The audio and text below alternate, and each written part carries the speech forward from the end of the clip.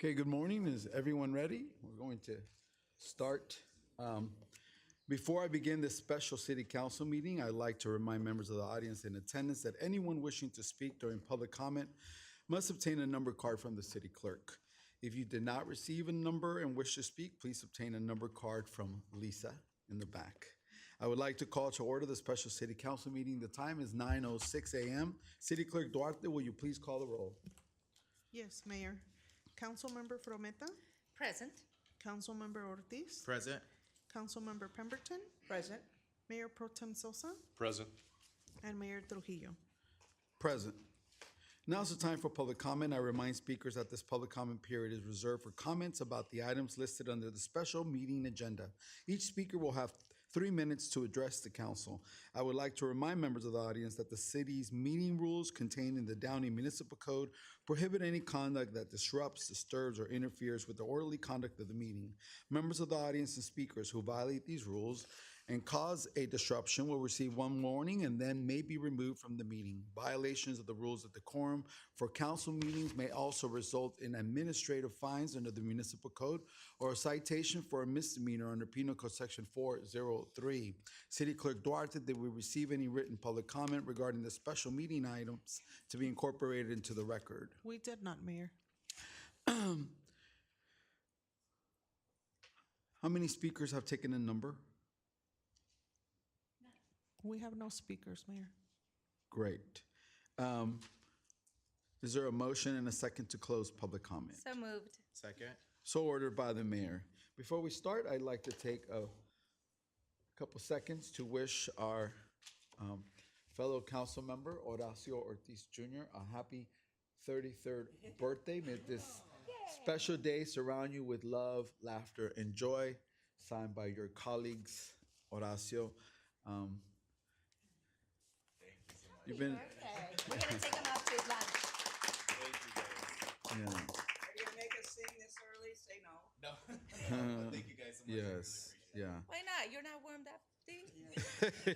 I think we all agree, Horacio, you've been a great addition to the council. Thank you for your service. So now we will start with the budget study session. Number 1, presentation and discussion of fiscal year 24-25 proposed city budget. This falls under the finance department. City Manager Bradley, is there a staff report for item number 1? Yes, thank you, Mayor. Before we kind of kick things off, I think I'll start off with the presentation here. One, I wanted to say thank you to staff. This has been a long process to bring all this together. It takes, of course, a village to do this. This is a project that involves everyone across all our departments to really begin and look at our financial plan and our work plan for the following fiscal year. Really, it's kind of 2 jobs. So staff is, of course, at this time working on their normal work plan, trying to complete projects and things for this year, but at the same time picking up the added assignment of looking at the budget and thinking a little more strategically about the following year at the same time. So this is a very busy time of the year for our team. I will say again, thank you to them for all the hard work. I am happy to report that we're proposing today a structurally balanced financial plan for next year, meaning that our revenues are more than, or at least equal to, our expenses. So we're living within our means. Downey is I think I've heard it several times, a aspirational city, right? This is a place where people come and they're proud to be, they're proud of their community, they're proud of the way things look, how things feel, and they want to maintain that. There are lots of different demands for services, and it's a challenge to meet that. It's something that we look as staff at every angle that we can to figure out how are we going to meet the needs of the community, how are we going to put together a plan that makes sense, that's fiscally prudent, but also meets the needs of our community. As I think I've said before, we have a small but mighty team. We have a staff here that is very engaged and passionate about what they do. I will say that we are, in this budget, looking to propose some additional staffing. We've done that in a fiscally prudent manner. So again, the numbers that you'll see in today's budget are inclusive of that. So we are, again, balanced and able to maintain some growth in our increased staffing, or at least increase staffing a little bit. We will talk a little bit about our strategic planning as we go through this process today. We've been working with the City Council over the past several months, not only on the budget, but looking at a strategic plan that will have high priority items for our next year, but as well as look into the future a little bit. So we're trying to think a little more strategically. It provides a lens through staff through which we can look to make sure that we develop a budget proposal for you that's appropriate each year.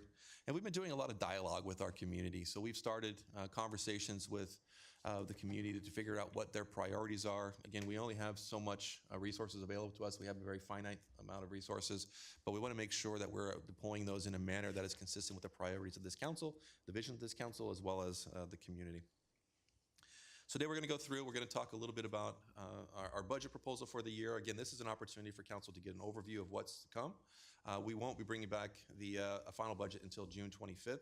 So if there's anything that is amiss, anything missing, or any ideas or additional changes to the budget that you'd like to see, we'll take that feedback now or over the next few weeks as we begin preparations for bringing that final budget to you on June 25th. So again, tonight is, or just today actually, this morning is an opportunity to start talking about and get an overview of what's in the budget.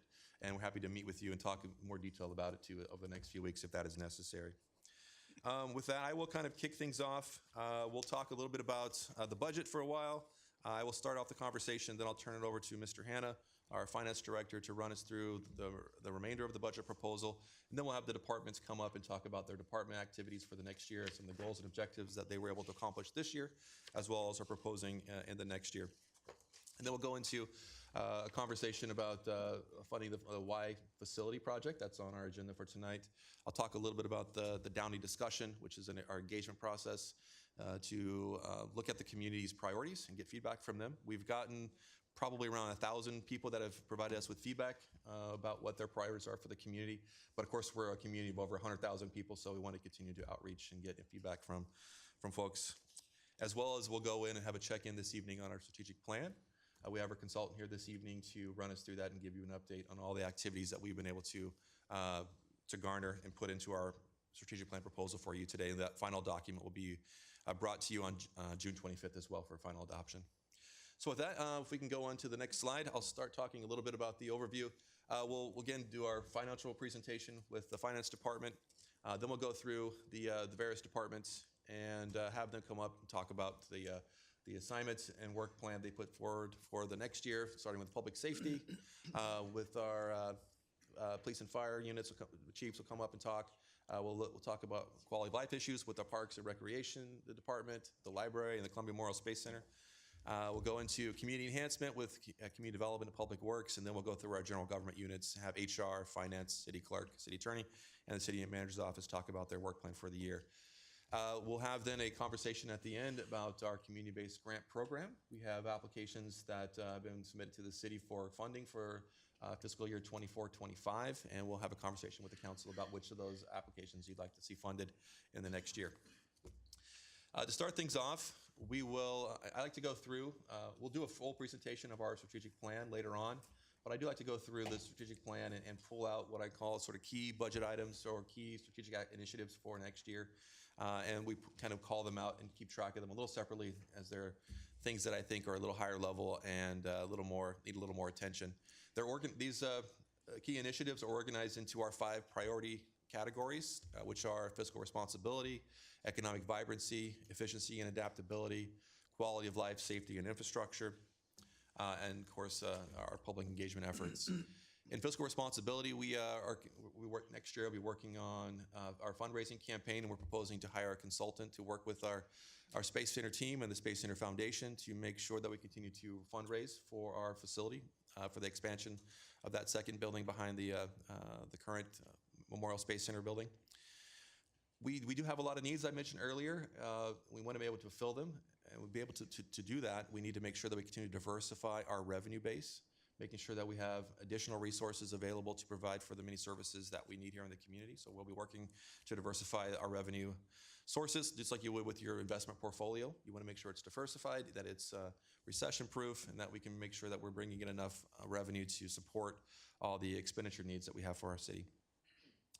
In economic vibrancy, I'll kind of jump to the bottom there. One of the big things that we want to work on next year is looking at an economic development strategic plan. We've been doing strategic planning for the city as a whole over this past year. We'd like to hone in on the economic development efforts next year and develop a strategic plan about how we're going to attract and retain businesses. Are we bringing in the right kind of businesses? I know there's been some conversation about, we've been focusing on retail. Maybe we can look at more at corporate job centers and things of that nature. So we really want to hone in and talk about economic development from a strategic planning level in our next year.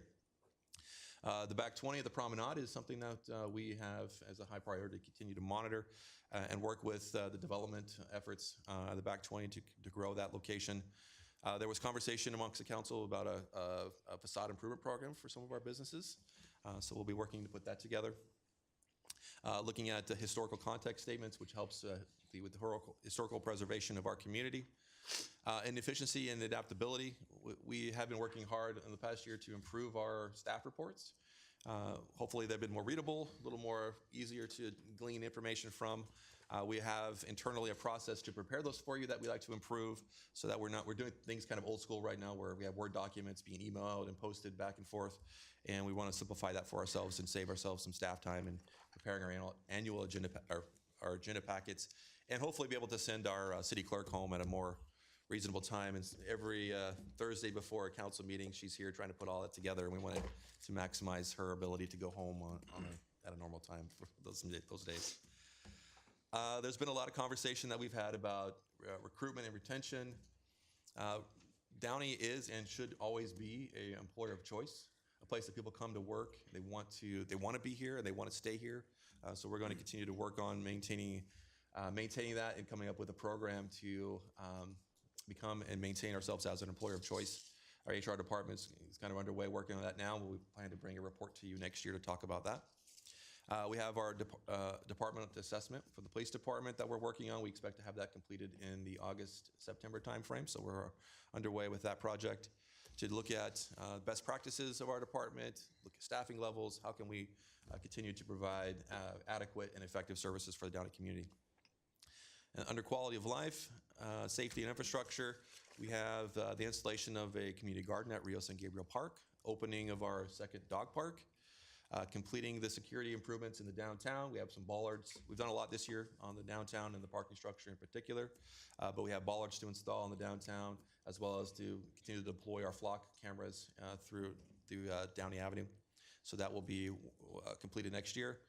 We have our new streetlight installation program, which we are actually advertising right now. So if people in our community have a need for streetlights within their street, where they don't have them before, they can come talk to our Public Works Department and we'll get them in our program to install streetlights on those blocks.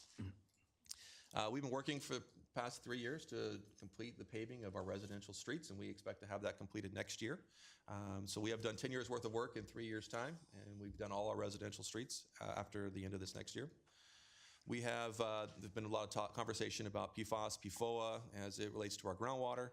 We have the design of dealing with that issue will be complete next year. We have the Woodruff Beautification Project, which will be complete next year, as well as we have our Vision 2025 general plan. We'll be updating that as we're getting to 2025, if you can believe it already, next year. Finally, public engagement. We want to continue to make sure that we're talking to our community, engaging with them. We have proposed to do the creation of a teen advisory board at the library. We've heard a lot about Downey's history and making sure that we maintain and engage the public about it and around that topic. We have had for the past few years the Downey app, which people can use to report service needs and requests. We're getting to the point where we're kind of growing beyond that. It's been pretty amazing that we were able to do that, create that app internally with our own staff resources. But we're getting to a point now where we're kind of growing beyond that, and as well as wanting to make sure we have a good process that integrates the council service requests too, and that we can track them more effectively and make sure that we're having good follow-up with council as well as the community. So we'll be looking to replace our service app next year, as well as doing an update to our city website. So quite a few things planned for next year, and we're continuing to move forward. In order to do all that, we do propose some additional staff, some staffing needs that we have. We are proposing a net change of 8 additional staff resources for next year. We need a little help in our human resources departments. We have an additional part-timer that we're proposing to give assistance to our HR team who have done a lot with recruitment and retention efforts, as well as doing other internal reports and things that, and employee wellness and programs, et cetera. And we are proposing to give them a half-time assistance there. In the finance department, we have a proposal of some additional staff as well as deletion of a few staff, so a net change of one position there. Payroll is a huge thing for local governments. We have a very intricate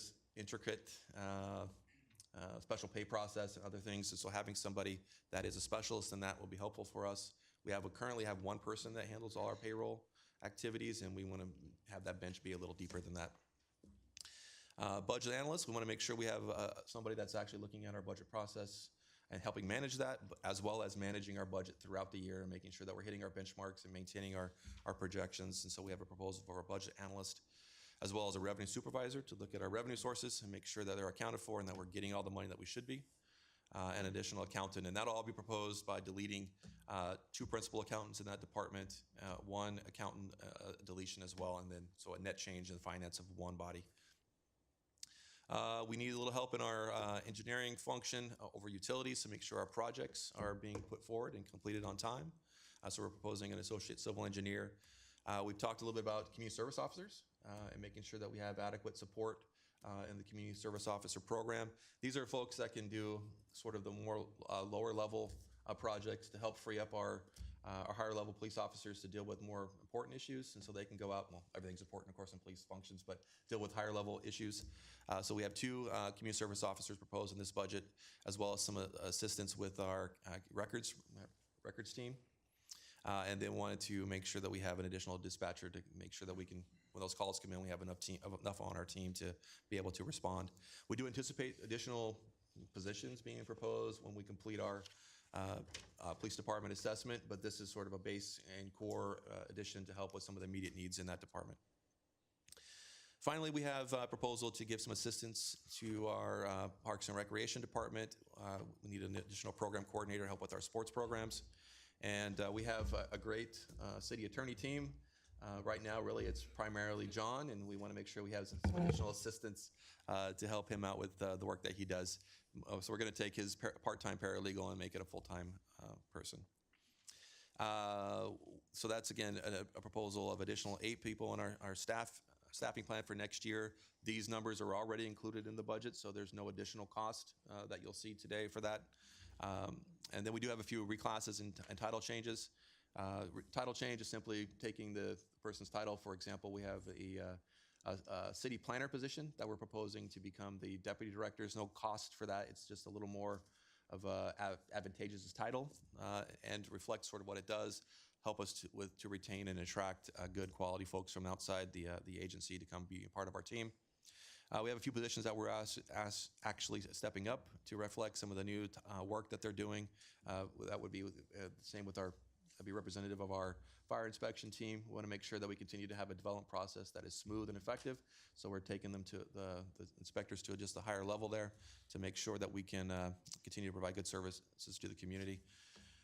All of that, again, is included in our budget, and we're recommending we move forward with this additional change in staffing. Next slide, please. Roger, yeah, we please. have a question. Yeah. We don't see, or I don't see, the homeless outreach coordinator. It's already it's not new. It's already in our budget. Okay. Yes, Got it. correct. And could I ask about the fundraiser position for the Space Center? Is that in this, or we have it? That actually is it's a contract, so that's not a staff person that would be joining our team. We're going to hire that by contract, and yes, it is in the budget. They will be helping the Space Center with that project and fundraising, but once that's no longer necessary, that contract person will go away. Okay. Yes, sir.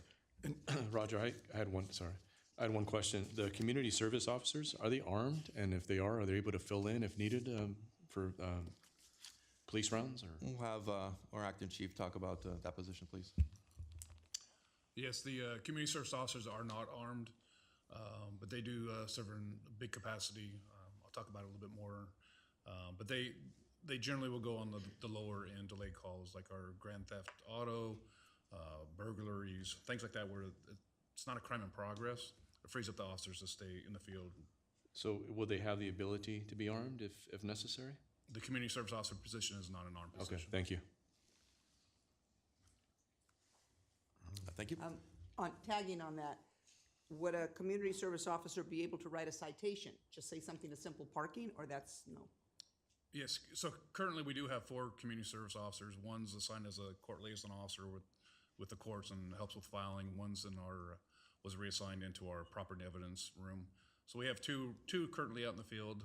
They can write parking citations. They cannot write vehicle code citations or any other criminal citations. So overall, just a quick snapshot of what our staffing plan looks like for fiscal year 24-25. We have proposed 449 FTEs. The largest employment centers within the city, of course, are, no surprise, our public safety units. Police is about 39% of our overall FTEs, and fire at 25%, so about 2/3 of our staffing are in those functions, and then followed by the Public Works Department. Just a point of reference, one of the things that as we look at over time, and as we go over the next few years, we will be looking to grow appropriately into our needs of our community.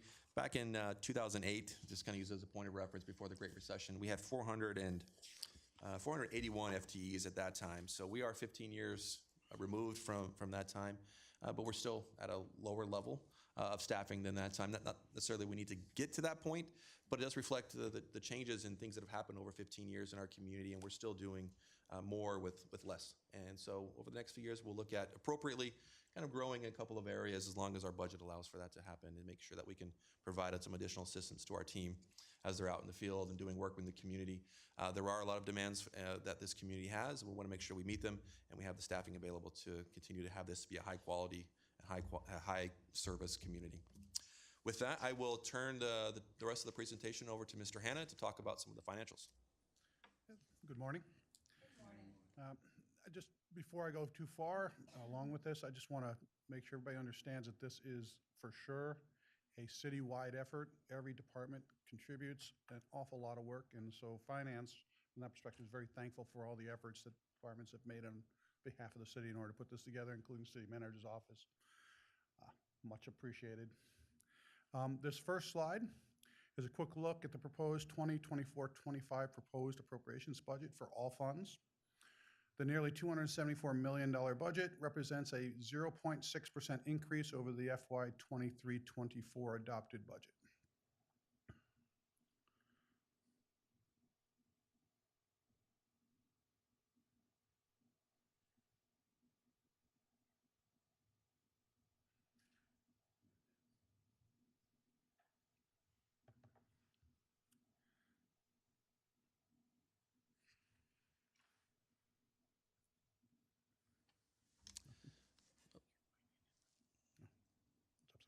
That would do it every time.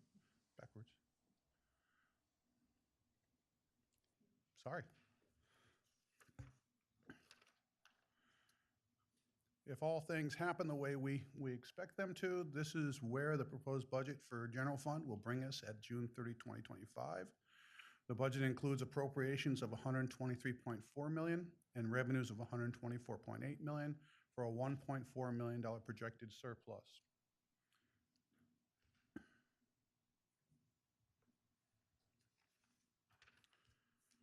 This is the projected general fund reserve balance at June 30, 2025.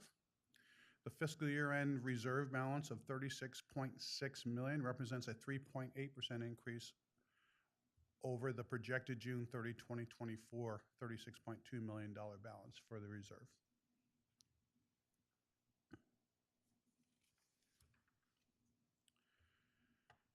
These are the projected revenues for the city for all funds. The $220.6 million in projected revenues represents a 15.8% increase when compared to the fiscal year 23-24 adopted budget, and a 9.6% increase over fiscal year 23-24 year-end estimates.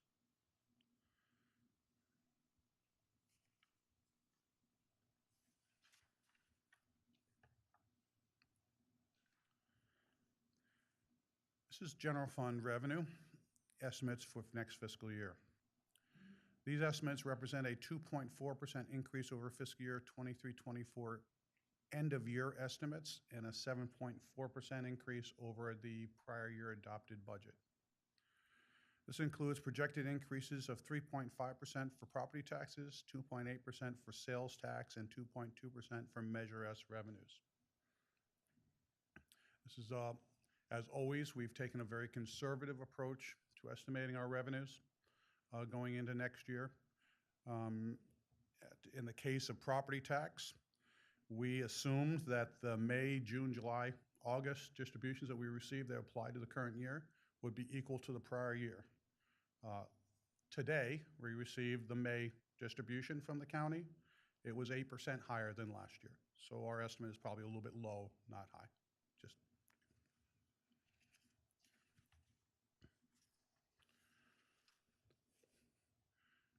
This is a snapshot of those same revenues showing the adopted from prior year, the year-end estimate, and next year's proposed estimate for each revenue source in the general fund.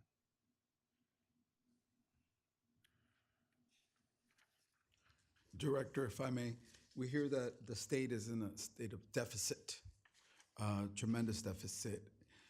How does this impact our revenues? Is there any specific area that we are to expect an impact? Certain areas of revenue are likely to be impacted, like, God, I'm drawing a blank on the mandated program revenues, which they have not paid for the current year. And we're not sure whether we receive anything this year or next year, and the budget does reflect those amounts. Also, in the past, state has deferred or delayed distribution of certain revenues that the state collects and distributes out, so there could be some delay in when we receive revenues from the state during the year. In your graphs, which category or bracket are we likely to see the impact of that?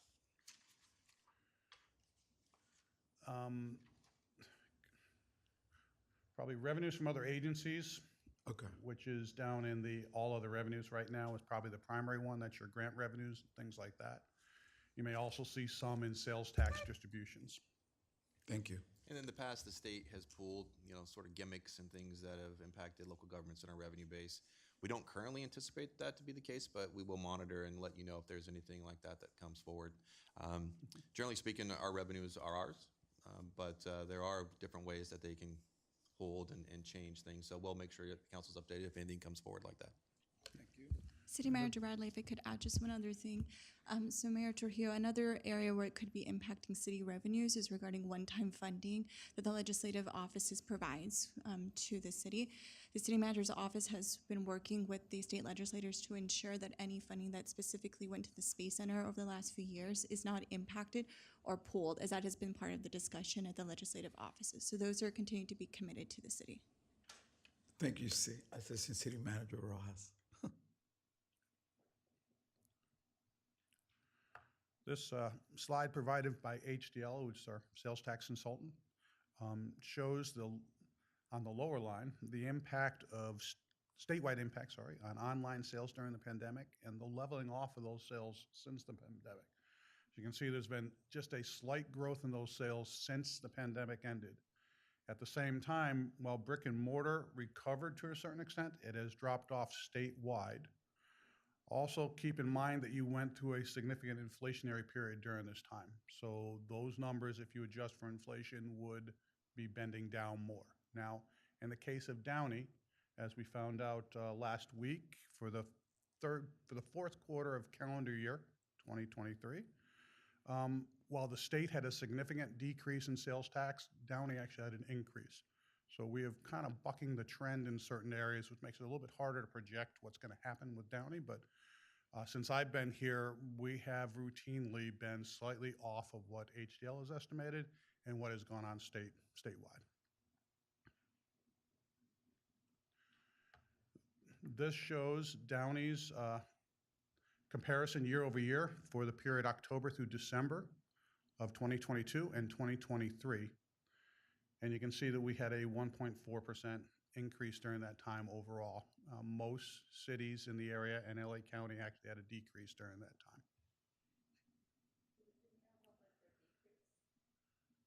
I do not have it off the top of, I didn't write it down, I apologize. We'll make sure you get that number. Okay.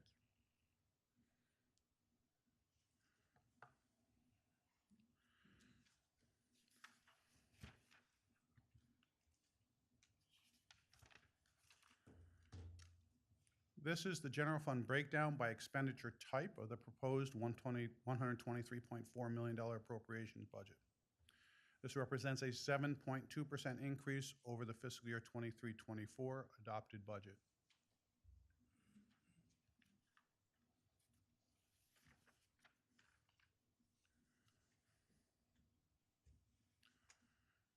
This is the same budget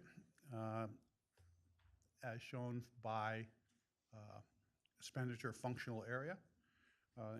Important number there is public safety at 63%, which is a number we're trying to keep below 65 or 66%, which we are. And the reason why that number is so important is that cities that exceed that number generally are not able to sustain it on a long-term basis, and it leads to decline in that city from a financial perspective. So we try to keep it even there. Just if I can jump in real quick. So the city manager, I think, has the HDL numbers. Sorry. Regarding the previous slide, there were some questions regarding the previous, if you could pull up the previous slide. Can you go back one slide? Or two slides? Thank you. Thank you. I just understand the question. Was the question regarding the general consumer goods section? Yeah, so overall, they were seen particularly in like discount stores or other areas of the shopping grocers section. Those were the key areas that were dropped, and particularly for the general consumer goods. Also, particularly, there was building and construction and permitting and things for the state. So those were the key main areas, if that was the question that was being asked. Director, may I inquire about the, when it comes to revenues, one of the concerns that people have is the future of our mall. It is being said that the future of the mall is going to be housing primarily with a mixed-use component, so there'd be retail below and housing above. The way I see it, we would lose perhaps some sales tax revenue, but we would gain in the real estate tax revenue. So at the end of the day, would you say it might actually be a win in terms of more revenue from that land, because we would have now not only sales tax, but the increased housing, or at least a wash, if you will, should someday that mall be modified? Yeah, it really is a tough question because when you put in housing, you also bring in a lot of service needs that go along with that. So you have to look at emergency response and other things to that location.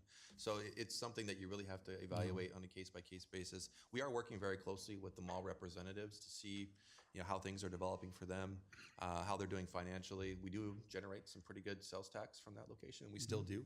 I think the Macy's there does a great job. It's been bucking the trend in a lot of other malls lately.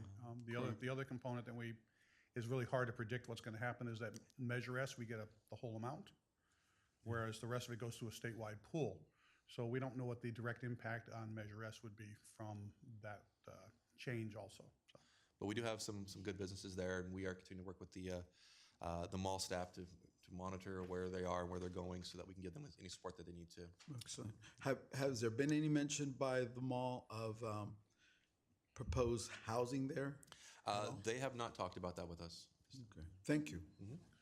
And just, I do have a comment with regard to the mall. The reference to housing at the mall, I think as this group knows, the housing element implementation does call for us to, what we're doing right now is rezoning the mall to allow housing, specifically mixed-use housing. And the goal there is to ensure long-term that we maintain economic viability by allowing a balance between housing and the continuation of the retail component that we've relied on in the city. So as part of the future plans for the housing element and the general plan is to look at balancing the land uses so they can coexist. And also what you'll be seeing in the future months is an economic impact study that evaluates potential impacts as we're making those rezoning housing decisions. But again, the goal is to maintain the viability of coexisting commercial and residential. And with regard to the property owner at the mall, we have started the process of connecting with them. It's been a little bit difficult, but that's something that's been front-loaded to make sure that the property owner is aware of what the city is undertaking as part of the housing element implementation and the future rezonings for that site.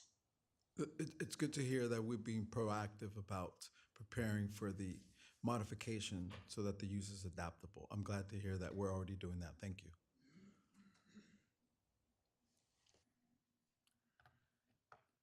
This is the proposed appropriations budget by department for the city. Again, just another look at the same information we've been looking at. And just a note, as it says on the slide, Columbia Memorial Space Center Department is funded in Fund 24, so it's actually not part of the general fund, which is why you did not see it up there. And that concludes my portion of this presentation. Back over to City Manager.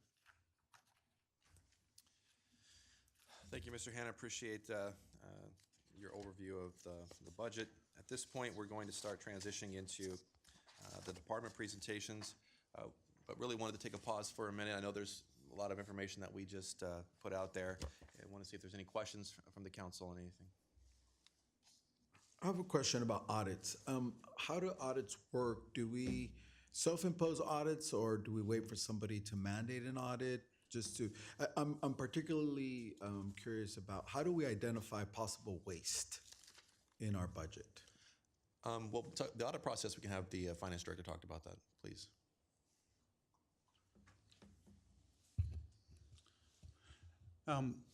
Audits, for the most part, are mandated for most revenue sources and for the city as a whole. There are some revenue sources that come around every once in a while. For instance, federal monies often will have an audit every once in a while, especially if there's a finding somewhere else in the city. And large programs like the CARES Act or ARPA, or something that happens related to an emergency situation, generally about within 10 years after the event, there will be an audit of city activity related to those funds. Thank you. And one of the other things that we do, Mayor, we have in our strategic plan for next year is to look at our departmental operations to make sure that we are maximizing our efficiencies, making sure that we're doing a good job in providing services, and we'll be doing that next year to make sure that not only that we have good financial practices in place, but good operational practices to make sure that we're minimizing or maximizing our staff resources and their deployment within the community. Excellent. Thank you. Just had a couple notes as I reviewed it. On the property tax increase from the county assessor, that's generally a 2% increase year over year. Do we see that full 2%? Primarily, yes, we get a 2% annual increase, but we also have when homes sell, there's a resetting in the Correct. values, and Yeah. that will help And that bring it brings up it to up. a little more as well. Okay, and what's an example of a franchise fee? So generally you have, so cable services, for example, we have Spectrum and other folks that provide cable services in the community, and they put their cables in the right-of-way, and franchise fees are basically a rent to use our right-of-way space for their private ventures. Okay. So they pay a certain proportion comes back of our general revenues to the city. Okay. There has been a decline in the fuel service station on the sales tax. Do you feel that it's looking for lower priced gas in other cities? People are doing that? Any particular change why we decreased in our sales tax revenue for Any that? insights from that? Yeah, in that case, a lot of time it is commodity based, so it's a percentage of the price of a gallon of gas. We also see that in some of our other tax bases like UUT, where the price of natural gas has gone down substantially, so the revenue related to that particular function is also decreased related to the commodity price. Okay, fuel can be gas and other types of, gotcha, thank you. And then I found out where Fund 24 is. No questions on that? Okay, that's it. Thank you. Any other questions for staff? No questions yet. All right, thank you. Thank you. We will go on to our department presentations, and we'll start with our police department.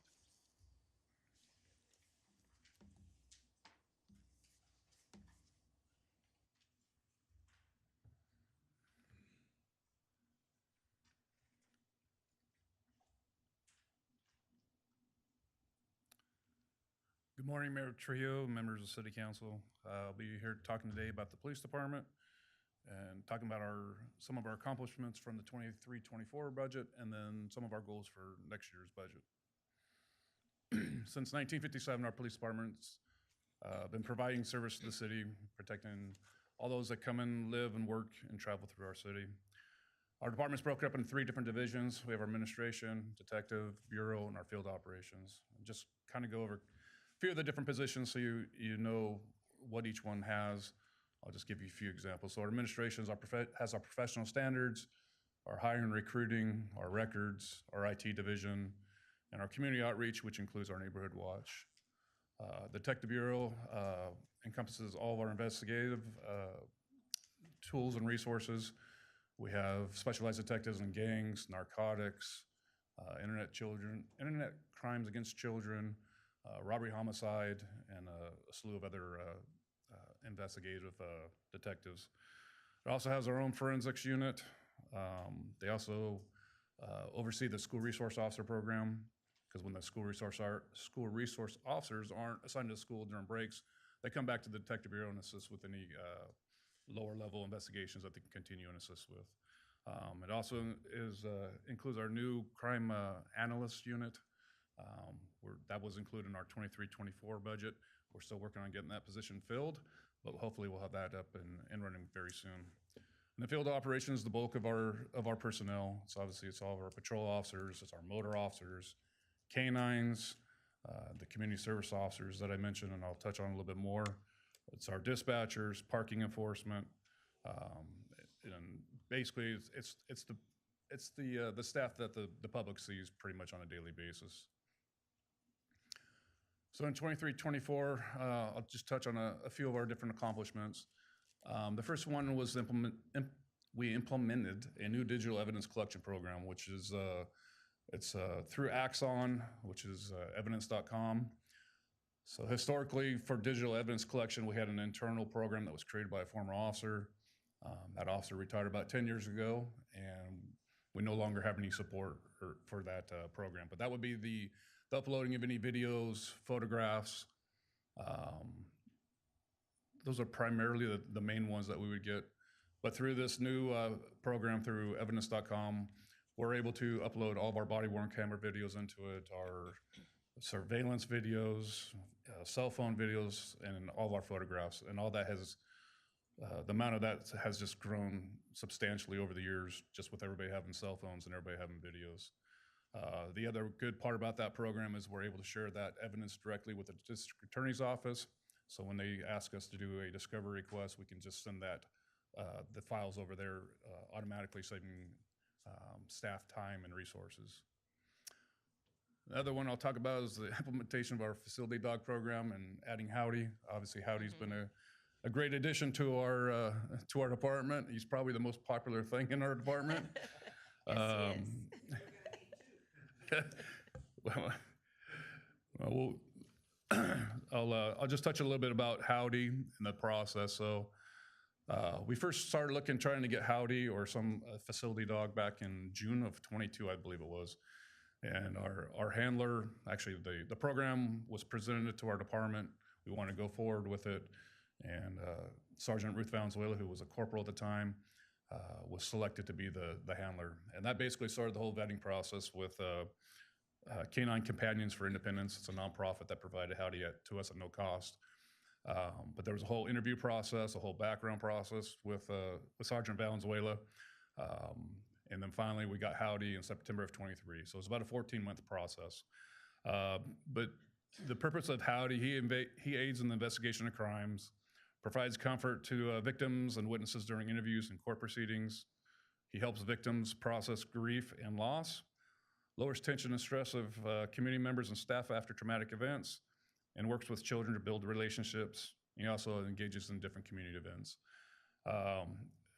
Over the course of the year, anytime we have a traumatic event, it could be a death or something major or something like that, we do debriefs internally. Howdy's always there involved in that.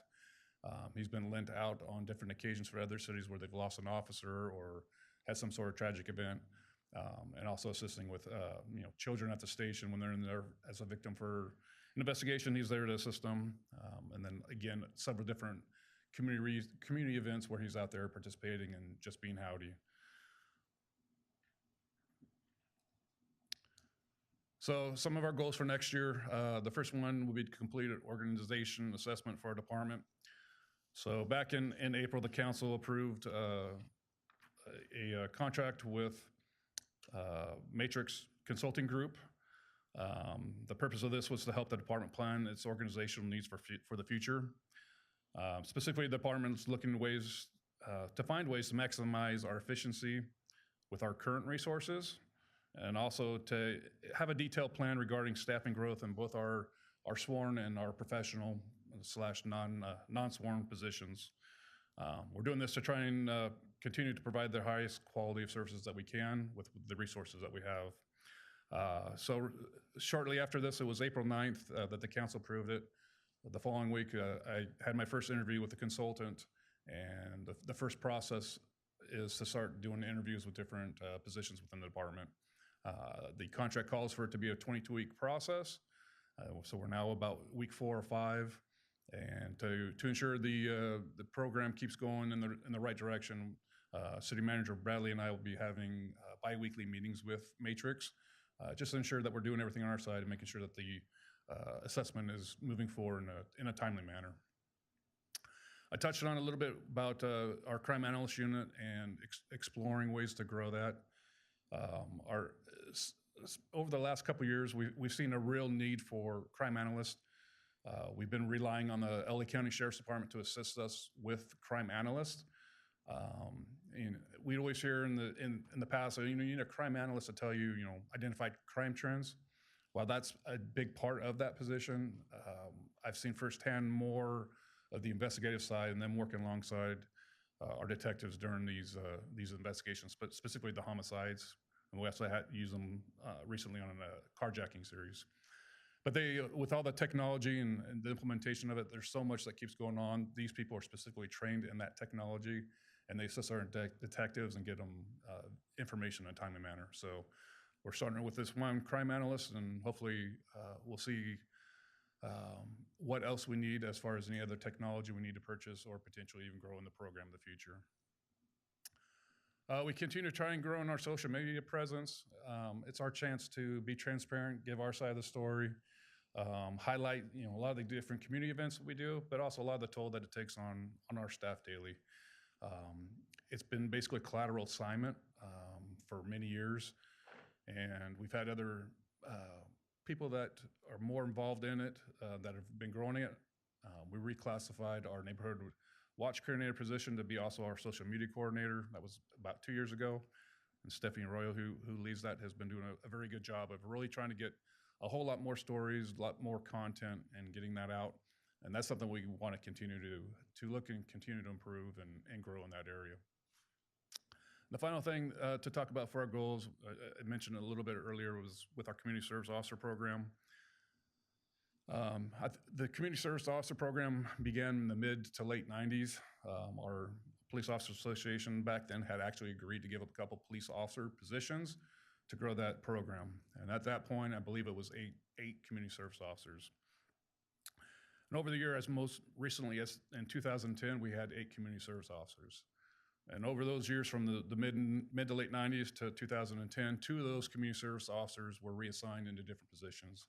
One was assigned as a court liaison officer in the Detective Bureau, and another one was assigned into the property room as a property and evidence technician. So that left us down to 6, basically on patrol, 2 in those special assignments. And then the numbers started trickling down, and after 2013, we were down to 4. So we had two out in the field, and then 2 in those specialized assignments I talked about.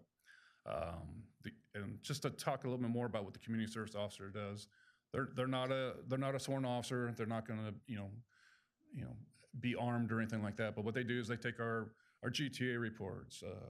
It could be a graffiti report, vandalism, any kind of lower level property crime that an officer doesn't necessarily have to go out on, especially if it's a delayed call. They'll handle those. And another one that was very beneficial is they go out on our non-injury traffic collisions. So they'll go out if it's just an information exchange between 2 people because there's no injuries. They handle those as well. So that frees our motors up to focus on the other components of the traffic.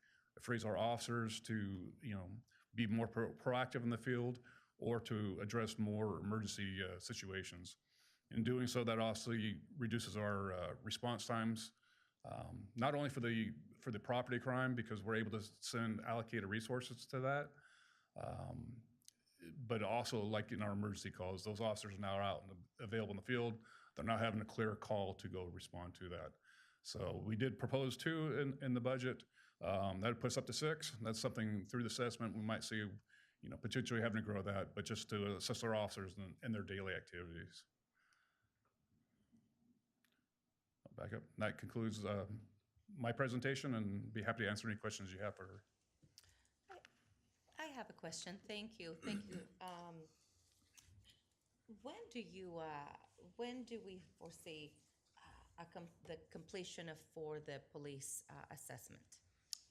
If it goes by 22 weeks, I know City Manager Bradley and I would like it to potentially go quicker than that, but if it was that 22-week period, that would probably take us to the very beginning of October. And everyone asks, the magic number, how many officers currently, boots on the ground, are we short, still trying to recruit for? Is it like 5? Because we recruited a few. Yeah, so it's continuing recruitment. We had lost some officers last year through either retirements, several through retirements, and several that had lateral to other departments. Fortunately, this year we're retaining our officers. Knock on wood, keep that up. But we're allocated 125 sworn. We're down 9. And we do monthly recruitments. A lot of it's just the number of applicants that we get is definitely low, and those that can actually pass a background is low. That's the one thing we won't do, is lower our standards for our hiring of police officers. Now, are these positions, or the 9 that were down, are any of these part of the budget that has been already approved, or are these already allocated? Yeah. And therefore, they don't need to be added onto this 24-25? Correct. We're allocated and budgeted those 125 positions. 2 of those spots are through the school district for the school resource officer program, but the rest of the positions are already budgeted and allocated. That's why kind of our focus, or at least my focus this year, wasn't to ask for additional sworn officers this year, so we can focus on getting those numbers up and then try and get some of the community service officers, other positions to help the officers and see what we can do with the resources that we have. I had a question, Chief. Have we seen any increase in lateral applications from other agencies since we've started the lateral bonus signing? Yeah, we haven't got a lot of lateral applications. You'll generally see like a lateral, like a $25,000, which we have, and we have some other incentives for the laterals. It's not going to make somebody just jump from one department to another. But what it will help is if somebody's relocating, from a different area and they're coming here. We have a lateral that's starting here in another week or 2 that is relocating from a different agency when it was moving.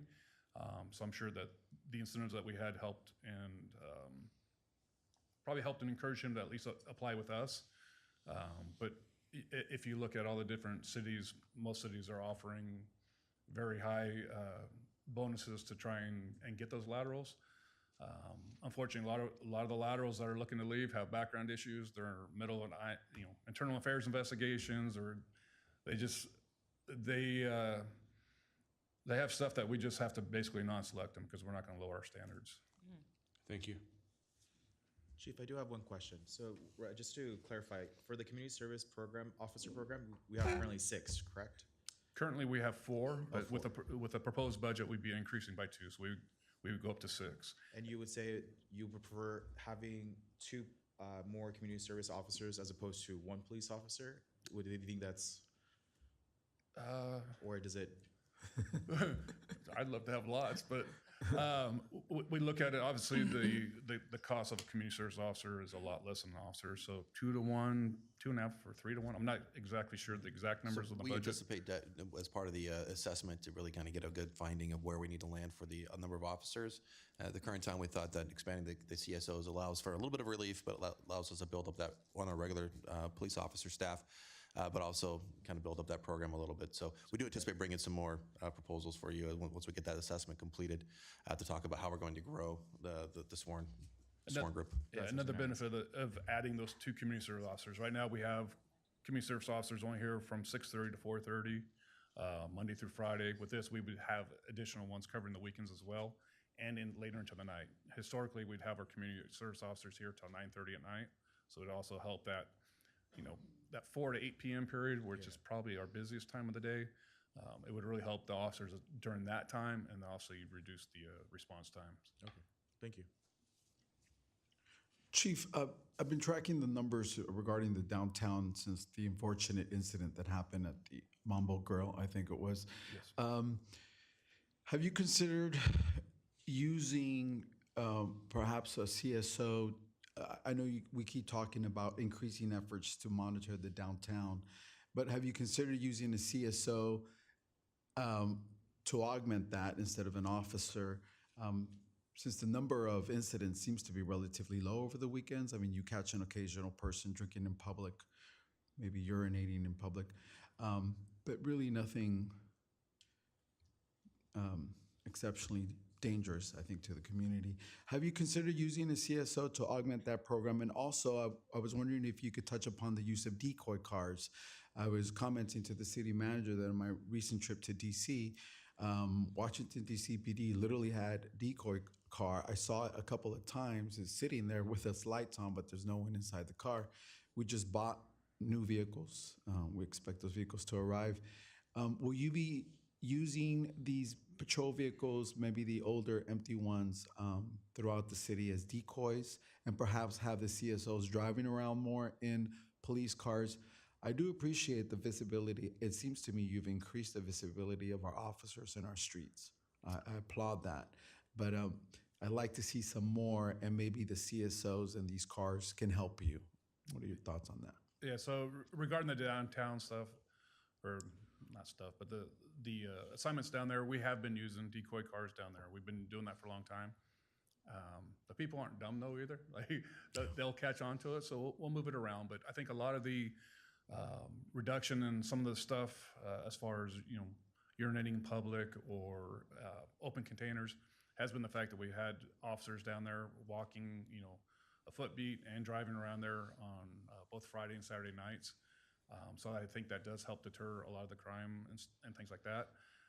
And I think the deterrence for the people is actually seeing the officers in a actual police officer uniform as opposed to our part-time, or not part-time, but our professional staff, non-sworn people down there. The goal for us, and something I'd like to do, is have 2 people permanently assigned down there at some point once we get to our staffing, get our people out of the academies and off of training. And that kind of goes with our assessment and things we're looking, but somebody to deal with the ABC component of it, education for the businesses, as well as being assigned to that downtown area. But the decoy cars is something that we can definitely utilize. Your point is well taken, Mayor, about what are ways that we can continue to augment our staffing and make sure that we have a greater presence visually within the community is definitely well received, and we'll take that into account. Yeah, the use of decoy cars also at parks, I think, can be helpful.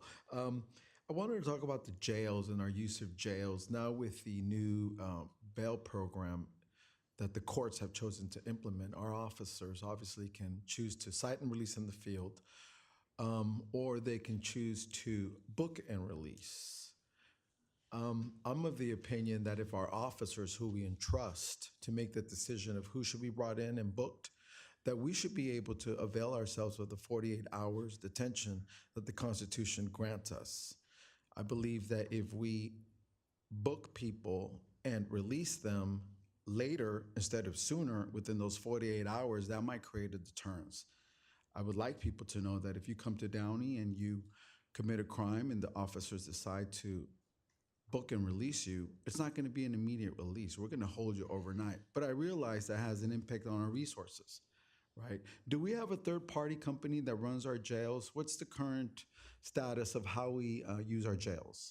So we do have a third-party company that is our jailers, but just to back up, our jail is not authorized to house people for 48 hours. We're a temporary detention facility where we have to get people out generally within 12 hours. So our goal is to get them out in 6 to 8 hours. So the 6 to 8 hours would usually be somebody under the influence of either drugs or narcotics, making sure that they come down for that and they're not endangering themselves or the public when they get released. But we don't have the ability to house people overnight. How do we get that ability? Who has to authorize us to do that? It would go through the state. We'd have to change. I don't know specifically what we have to do, but we have to definitely look and change and revamp the whole program. I think there'd be some infrastructure changes, yeah, I would there'd be- assume, to. We would have to have places for them to shower, which we don't have. There would be a substantial financial cost to probably equip it to be able to doing that. But yeah, I'd have to look on that. Okay. Does the law require us to release from our jail, or can we take them to county jail? Well, we can take them to county jail as long as the county will accept them. So right now, it's, there is the bail schedule, but generally property crimes right now, the county jail will not be taking them. So Thank you are right in that they'll be booked and they are released. And lastly, I've made this request before, and I know that we have not found the technology to do it, but there is a program that's called the Pulse of Life that's run actually by a department in Mexico. And what it is it any victim of domestic violence, and you would do the assessment as to who would receive these like keychains. Now you hear of the Apple ID tags, right? It's a tracking monitor device, but what this keychain would do is if the victim chooses to push it, it would signal to Downey PD the perpetrator, who we already should have identified on file, is near her and she needs our help urgently. I'm just asking that we keep a lookout for that type of technology to see if we can come up with a budget proposal to try to implement that. The research has shown that a lot of the reoffenders, known people to the victims, will return within the first 60 days, and this has decreased femicide in this specific police department. So just suggest that you keep an eye out for any type of, if we hear that we have the technology, I would like the council to consider adopting that as part of your future budgets. Thank you, Chief. Just with that, Mayor Trujillo, we have finally gotten in contact with somebody from Jalisco. We still haven't gotten all the exact details, but Lieutenant Villegas, for our end of it, she's trying to work with that. And we've also looked at some other companies where we might be able to get something and be able to give to the victims. I appreciate that. Thank you, sir. I have no further questions. Anyone else? Chief, I just want to piggyback off the mayor's comments regarding the marked decoys. Any consideration in continuing to rotate around the schools, since we do have some traffic issues around the schools? Yes, we can look at that. Obviously, even putting the cars back and forth and moving them all around takes staff time to be able to do that as well. But that is something we can look at, and that's something I've been pushing the motor officers and even patrol officers. We have over, I think there's 23 schools in the district, and a lot of other private schools. We can't be at everyone all the time, so that's where we're asking at least the officers to be out there, be visible. I think that serves as some deterrent. And we were at an event last week at Sussman for our Kids and Cops event. I think they have a great program going out there. They got their security officer there, their principals trying to help that, but we'll do everything we can to be visible and support them as well. Chief, would adult licensed volunteers be able to move the cars around the decoys and sort of be in charge of maybe if we get different volunteers, each gets their own decoy car and their school to just park it there? Yeah, so we do have our volunteer program. The involvement isn't necessarily consistent, so when we get, and we're talking about the consistency of being able to get it out and about, that's where it's difficult there, but most of them, some of them are retired, but some of them have their own jobs still, so a lot of it's just trying to find the consistency to be able to be out there and do that. Okay. We're doing more with our radar schedule and getting that schedule and getting those out, but we can try and do something more with the cars as well. Yeah, I think that's a great idea by the Mayor Pro Tem, because we are hearing so much about our schools in the morning. And you're right, we can't be everywhere, but maybe these decoy cars with volunteers might help. The visibility of our community to them is very important. Absolutely. And just to see these cars, I think, would help alleviate their concerns that we're not being as proactive as we should be. Thank you. And as they mentioned here, that they want to bring on community service officer, 2 of them, and that would be someone who could do a parking citation, correct? Yes, they can do parking citations. That's what we need. We need them walking around these type of individuals, okay? Exactly it. How many police officers right now are in training? On training, we just got one got off of training. We have 3 more that are about to get off of training. one's got a longer period of time, and then we're about to start another one. So I think we have, if I count the one that's starting next week, we have 6. I think one just got off. So I think we're at 5. 5 will be on training with 3 additional ones soon to be off. And that's going to reduce the 9 to whatever. No, that's in addition to the 9 officers. it's in We're addition down a full 9. We have one that's in an academy right now, one that's starting an academy in July, and then we're hoping to get 2 more into the academies afterwards. We do monthly testings now to try and keep the list evolving. So we go to Rio Hondo and do the physical agility test. All those that they've already done the written test, they go do the physical agility test at Rio Hondo. Immediately at the completion of them being successful, they get their oral interview time, which is set up for that following week. So Officer Izagiri's over here as well. Her team, she's one of the 2 special enforcement team members that do our backgrounds, and they're doing it monthly, and really trying to speed up the process. If there's no further questions, I'll bring up our fire department.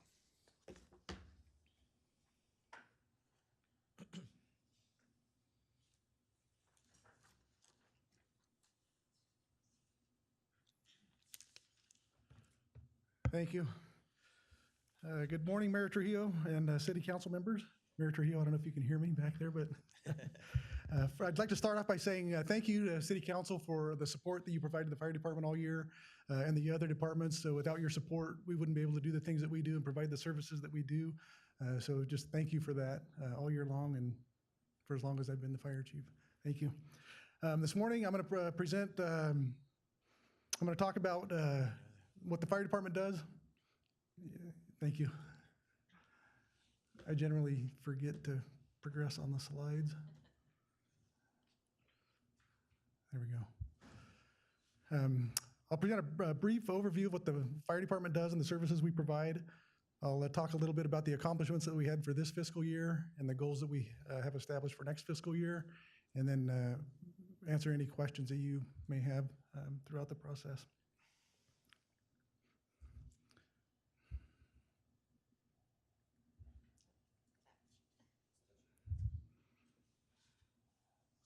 I don't know what just happened.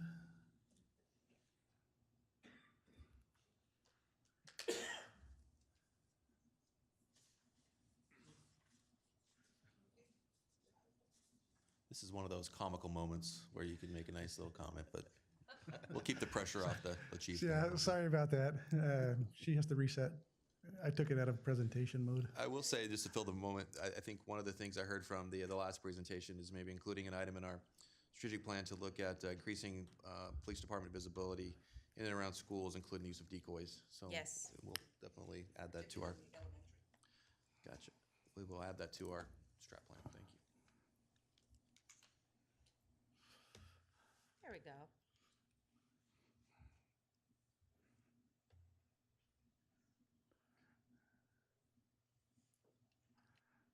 All right, thank you. Sorry about that. All right, the fire department has 3 branches: administration, emergency services, and support services.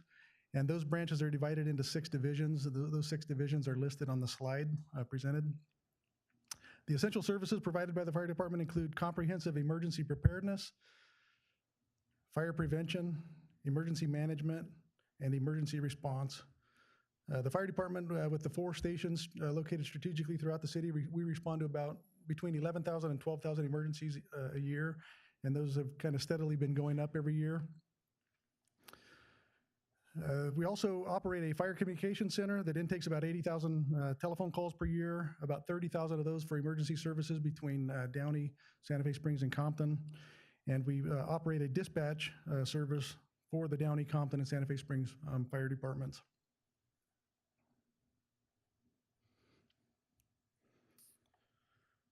Some of the accomplishments that we've been able to achieve this year are listed on the slide here. I'm going to highlight a couple of those. There are 2 areas that are important that are highlighted here. One of those is technology. We've been working on a computer-aided dispatch upgrade for the last 2.5 years, and we've reached several milestones this year that are associated with that project. The first milestone is that we've deployed mobile data computers in all apparatus, and those are communication devices that provide information from the dispatch center and the call that was generated out to the units in the field. And it also helps provide feedback to dispatch from the units in the field, and a little bit of communication between apparatus as well. We've implemented a new records management system, and basically that system provides all the information that we take in regarding our responses. For emergencies, it helps us to report to the state and federal agencies that we need to report to. It helps us manage our training. It helps us manage our fleet in some instances, and our facilities as well. And it's basically a comprehensive records management system for our department. We've also upgraded the station alerting servers that support dispatch services to the cities of Compton and Santa Fe Springs, which helps us maintain that relationship and that contractual relationship that that we provide for them for our dispatch service.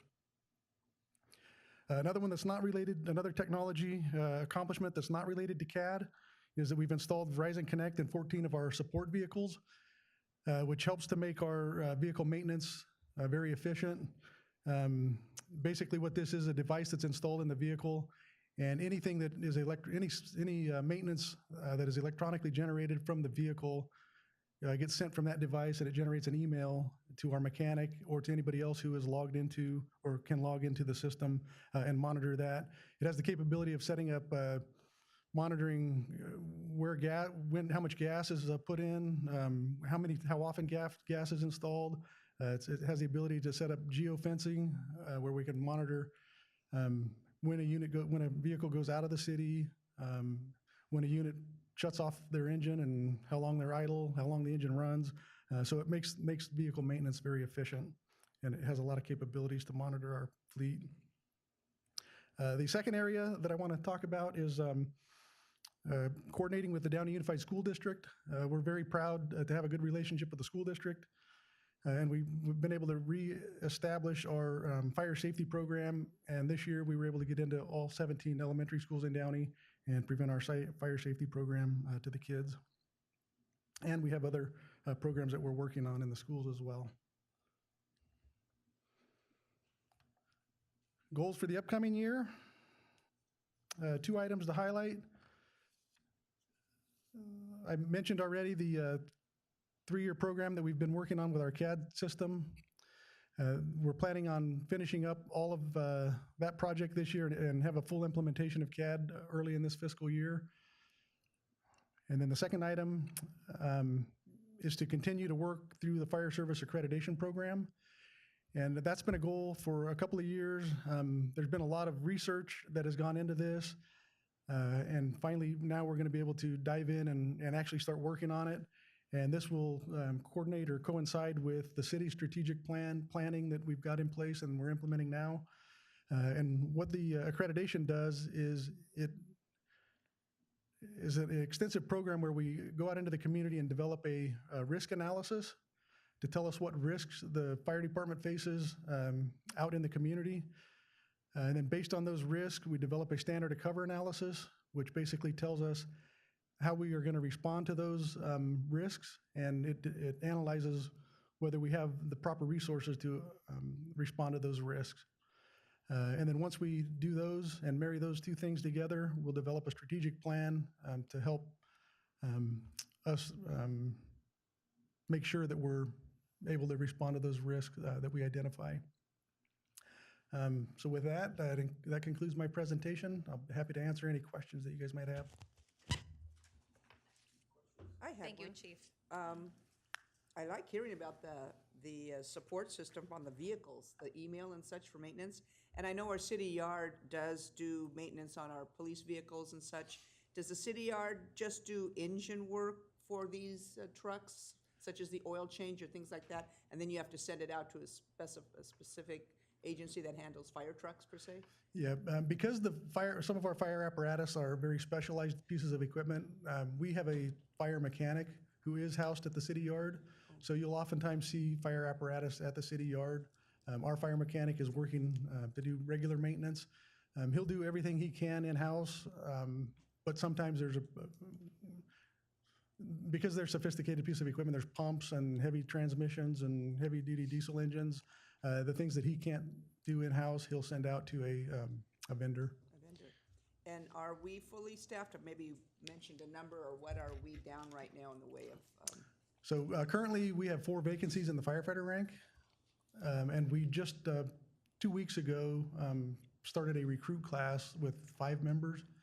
So if all 5 members make it through the recruit training, we'll be staffed 1 over.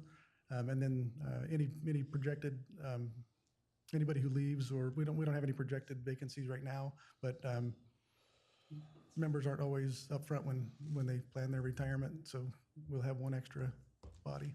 I saw your social media post. I like that, getting it out there to the public with the hoses by the truck. Okay, thank you.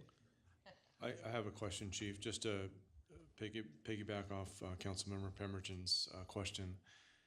Having an in-house fire mechanic is a huge convenience for the city and for the fire department.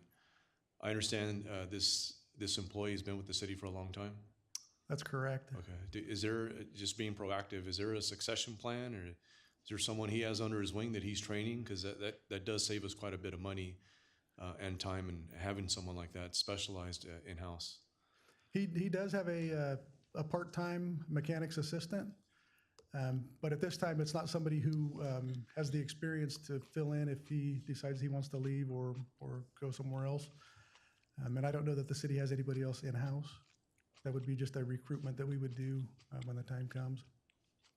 All right, thank you. I'm sorry, one more question on the goals. It says that you're gonna continue to explore video security for a fire station. So Measure S did not allocate for putting in some type of a video system?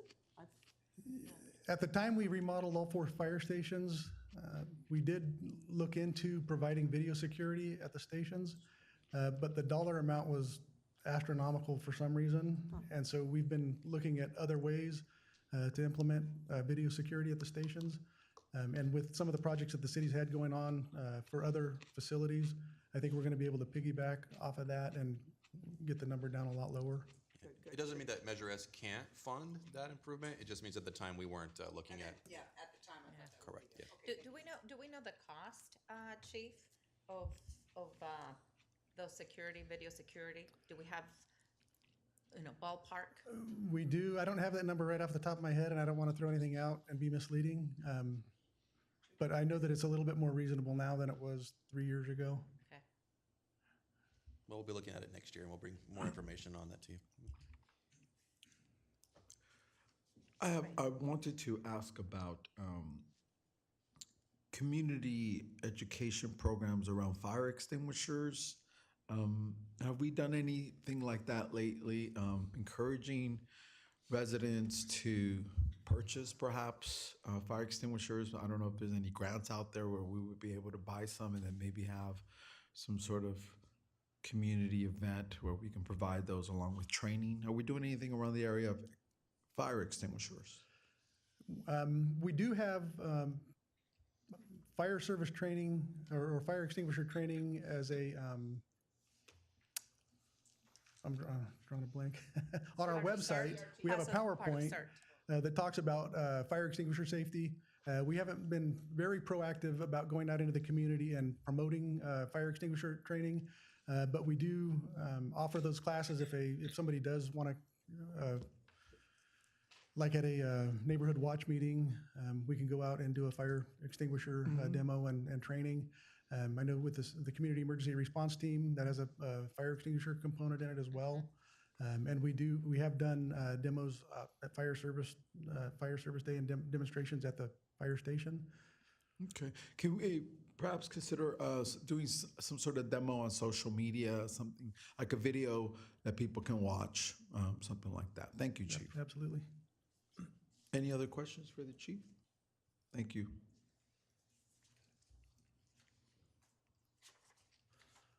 All right, thank you. All right, that concludes our public safety presentations. We'll bring up, we'll turn over to our quality of life programs and start with Parks and Recreation. While he's coming up, how's the council doing? Anybody need a break at some point? Maybe after this one, if you all After would this like. one. We We could can do take a a break. 5-minute. All right. Good morning, Jason. Good morning, Mayor, members of the council. Today I'll be presenting our Parks and Recreation budget, which includes some goals and accomplishments. We have 7 divisions: our administration, our facilities and events, our fee-supported programs, and then our contracts with golf course operations, transit, theater, and cemetery. One of the great things I do love here at the bottom about quality of life is that we're committed to providing services that strengthen our community image, provide a sense of belonging, increasing public engagement, and promoting health and wellness. I think that's such a great description of what we do for the community, and I love that we get to do that. Some accomplishments that we will highlight: we received an award from the California Parks and Recreation Society, which is our body of parks and recreation throughout the state, for spearheading an event for Southeast cities. Some of you may have heard about it. There were 13 local cities, and we got together and we held a senior prom for all the different seniors in each of the communities. This was a huge undertaking. There was about 50 seniors from every city who was allowed to attend. It was at the Commerce Casino. Huge dinner, dance, one of the best outings that they had in the year. And we spearheaded that. Alejandra Garcia, our supervisor at BJR, put that together with the other supervisors in the other 13 cities. And we received that award earlier this year. So it was a great accomplishment for us. At the council's What was asking. this? We knew nothing about it. You're going to hear more about it next week. We actually get the award next week that's given to us. So we will have a press release out and some pictures, and you guys will hear a lot more about But, it. you know, next we week. would like to know about these events before they happen, Jason. I don't think we knew anything about this senior prom. Definitely.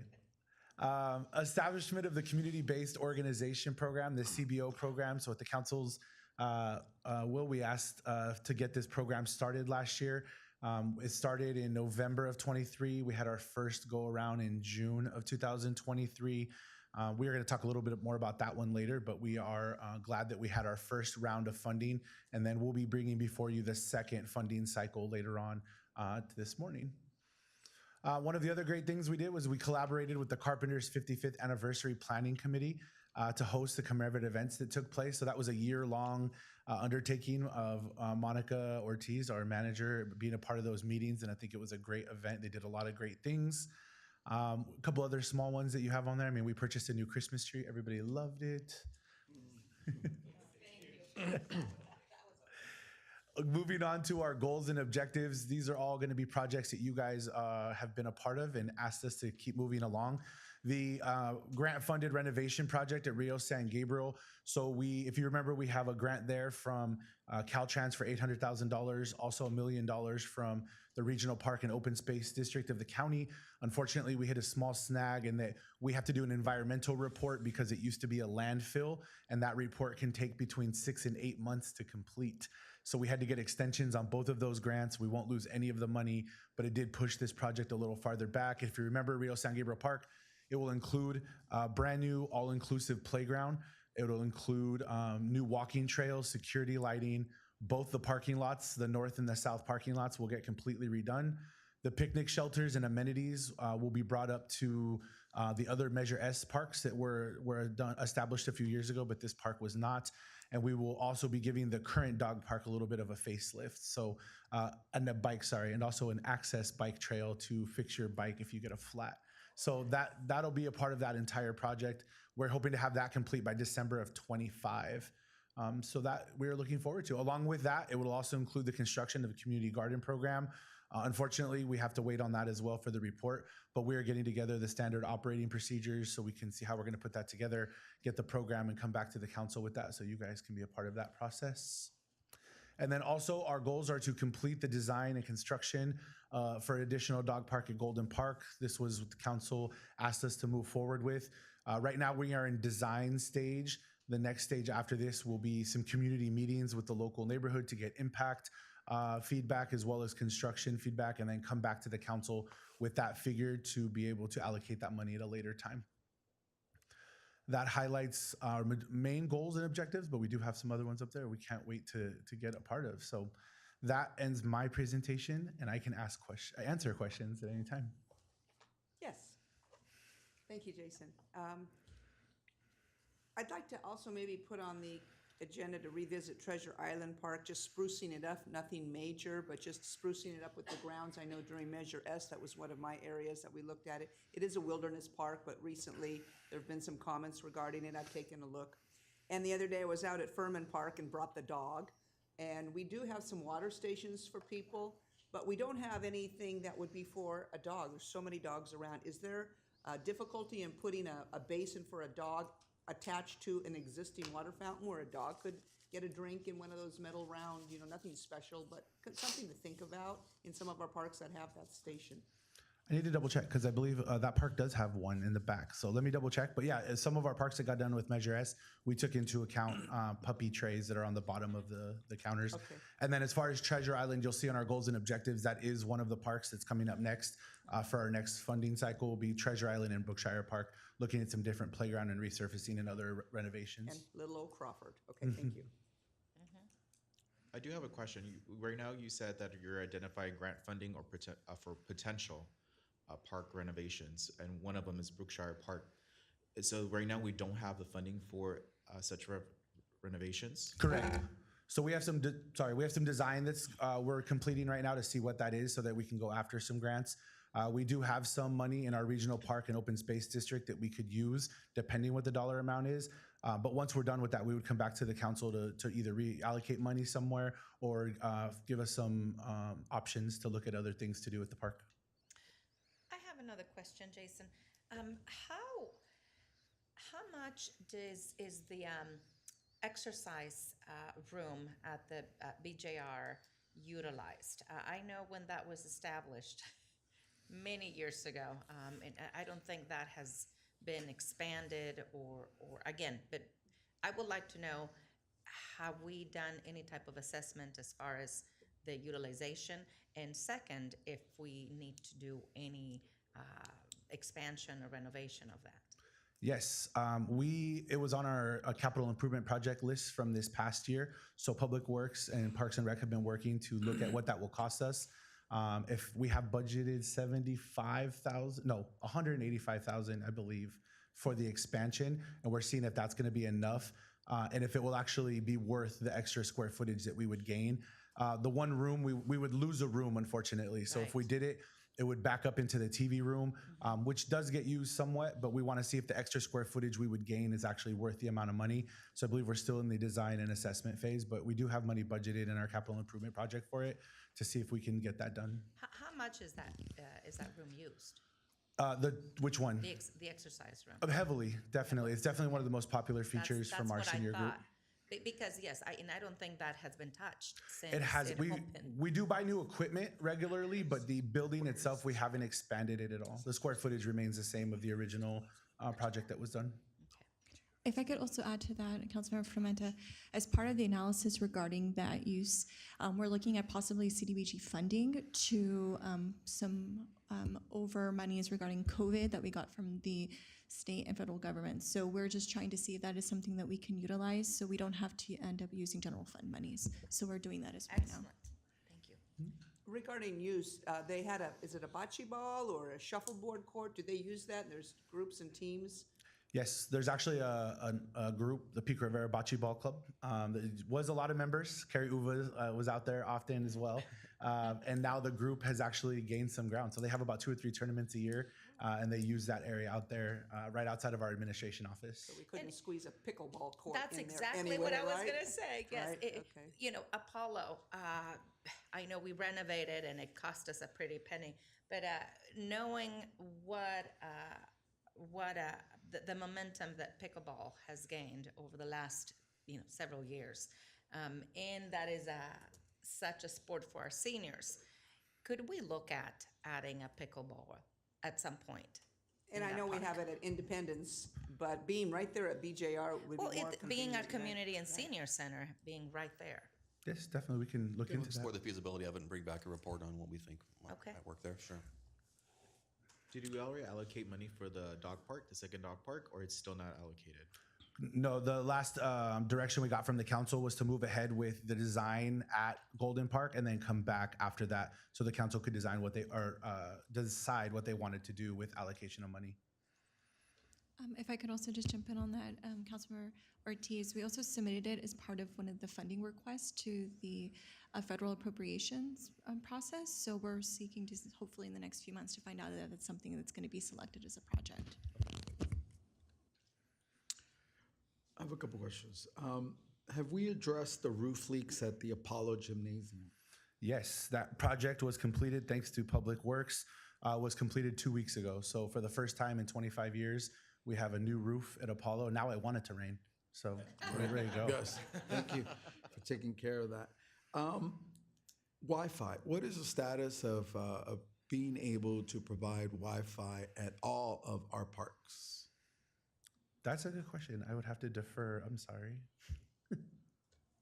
So we have been looking into expanding the Wi-Fi into the city parks. It's actually listed as part of the strategic plan that you'll be discussing later today. So we are exploring those options and trying to seek funding. That was actually one of the funding projects we also submitted to one of our congressional representatives. And I believe we have Wi-Fi at Apollo currently. Currently, we have Wi-Fi at Furman, Apollo, and the BJR, which is a part of the library system, but yeah, not the expansion part. Yes, I would just like to note that since I arrived on this council 3 years ago, we've been talking about that and there's been no movement.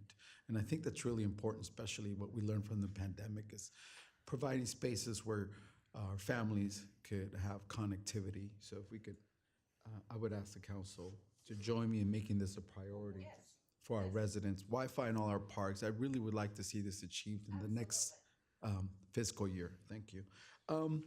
Talking about the programming, congratulations. I think you continue to provide a robust book of opportunities for our families. I would like to see a little more around the wood shop, the 3D printing, how to put on a podcast, maybe some basic auto mechanics, and maybe some life skills classes focus on our preteens and teens type of programming to provide some of those activities for them. This is a question about the status of lights at Furman Park. I know that there was some movement by the council, but in terms of timing, when will that be brought to the council for us to consider the lights if we want to add them, or the timing? When is that going to happen? Well, let's the Public Works Director give an update on that project. Excellent. Okay. Thank you, Mayor Trujillo. Just to provide an update on that, we look to complete the design for the Furman Park infiltration project this fall and bringing it forward to council for consideration. So prior to that, we would be doing outreach to the community to get their feedback Great. on lighting. So fall of 2024, we'll probably be considering that.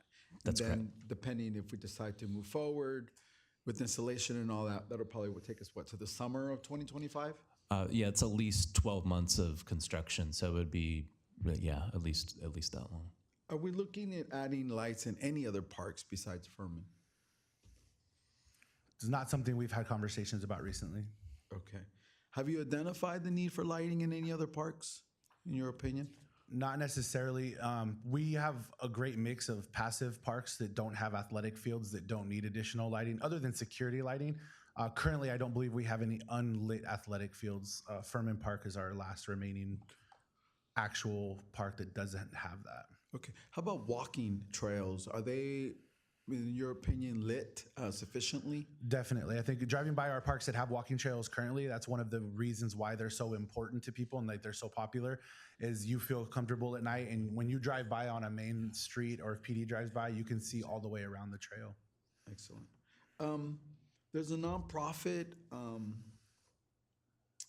Sasha's nonprofit. What's the name? HFA, Home Field Advantage. Home Field Advantage. Uh-huh. I understand they're operating from a church and they're looking for space to be housed. I was wondering if perhaps we can reach out to the YMCA to see what are they doing with the property they're leasing at Furman Park. It appears to me that we are not using that for the benefit of the community. I understand that's basically shut.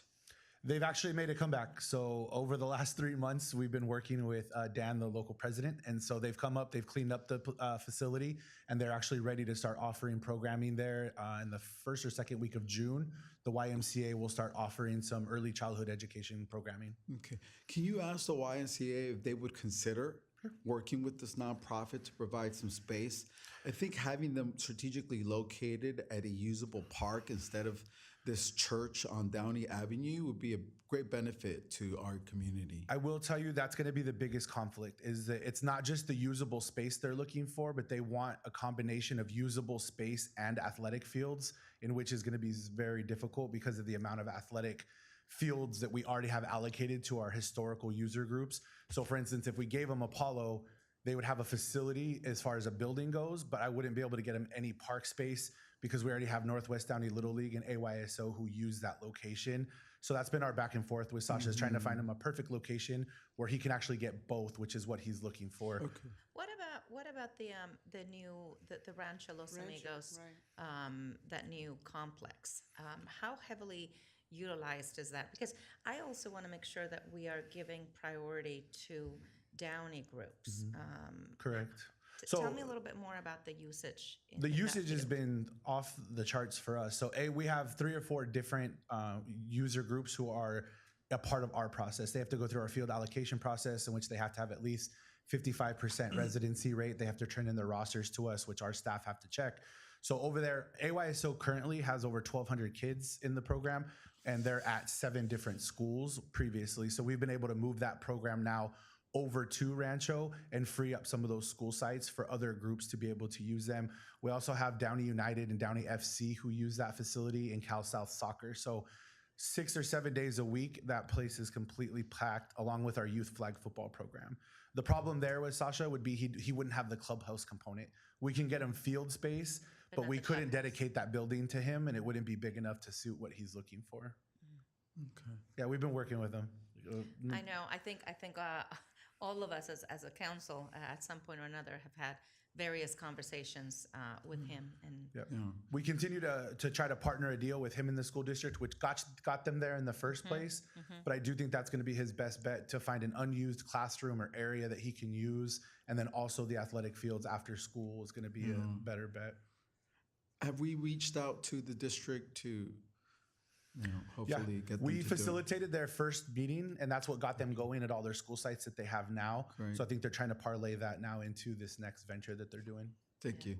I'd ask that you continue to work on that. I think they truly can be, if not already are, a partner in providing safe activities for our kids. It'd be great to integrate him.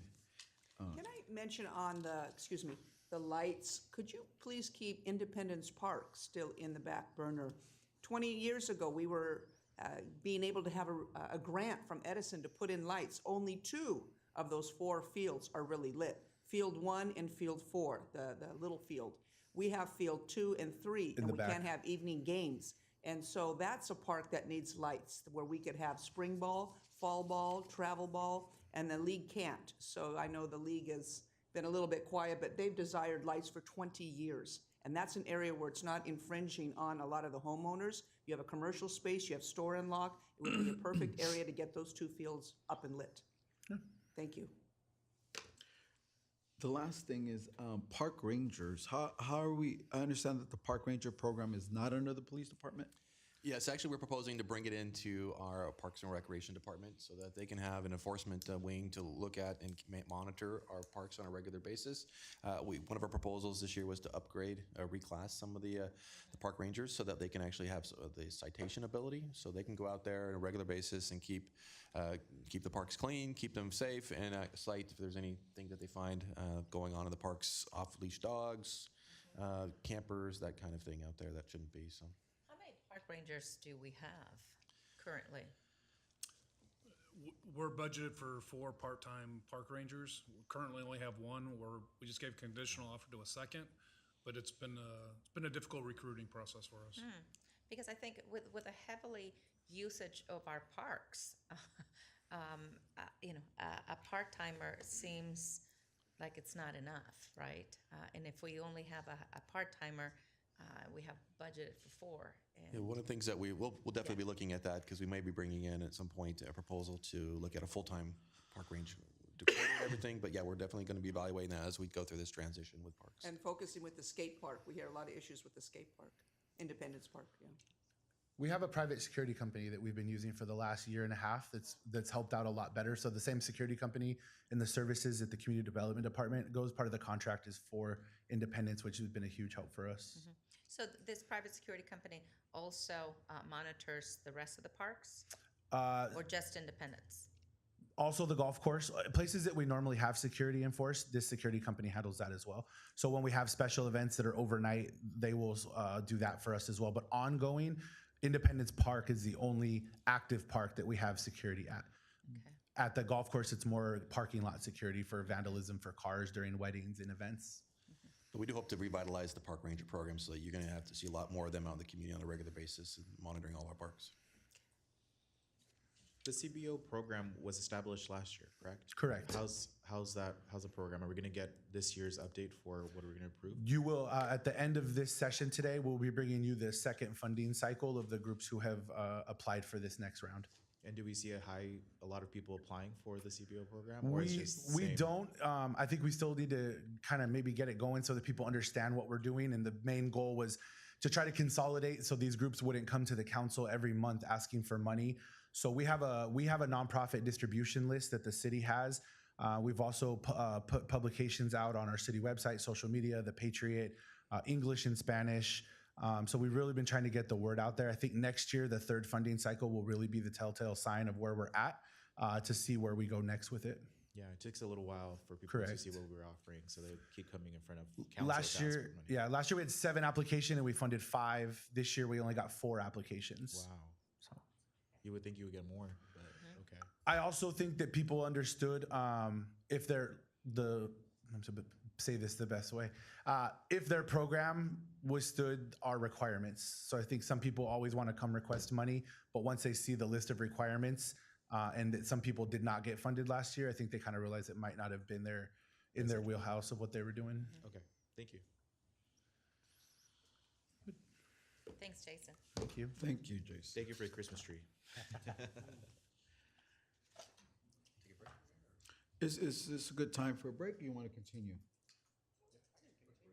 Let's take a quick break, sing happy birthday to the birthday boy. All right. We'll be in a 10-minute break. 5 minutes? 5 minutes. Let's go. 10:47.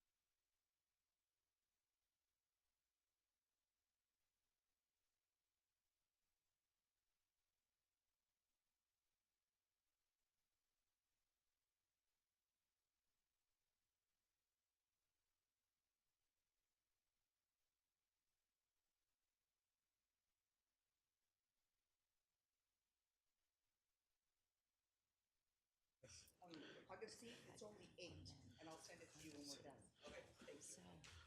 Shall we resume? We'll call the meeting back in session. City Manager Bradley, who's next? Thank you, Mayor. We'll have Space Center up next and ask our Executive Director to come up to talk about the Space Center. Thank you. There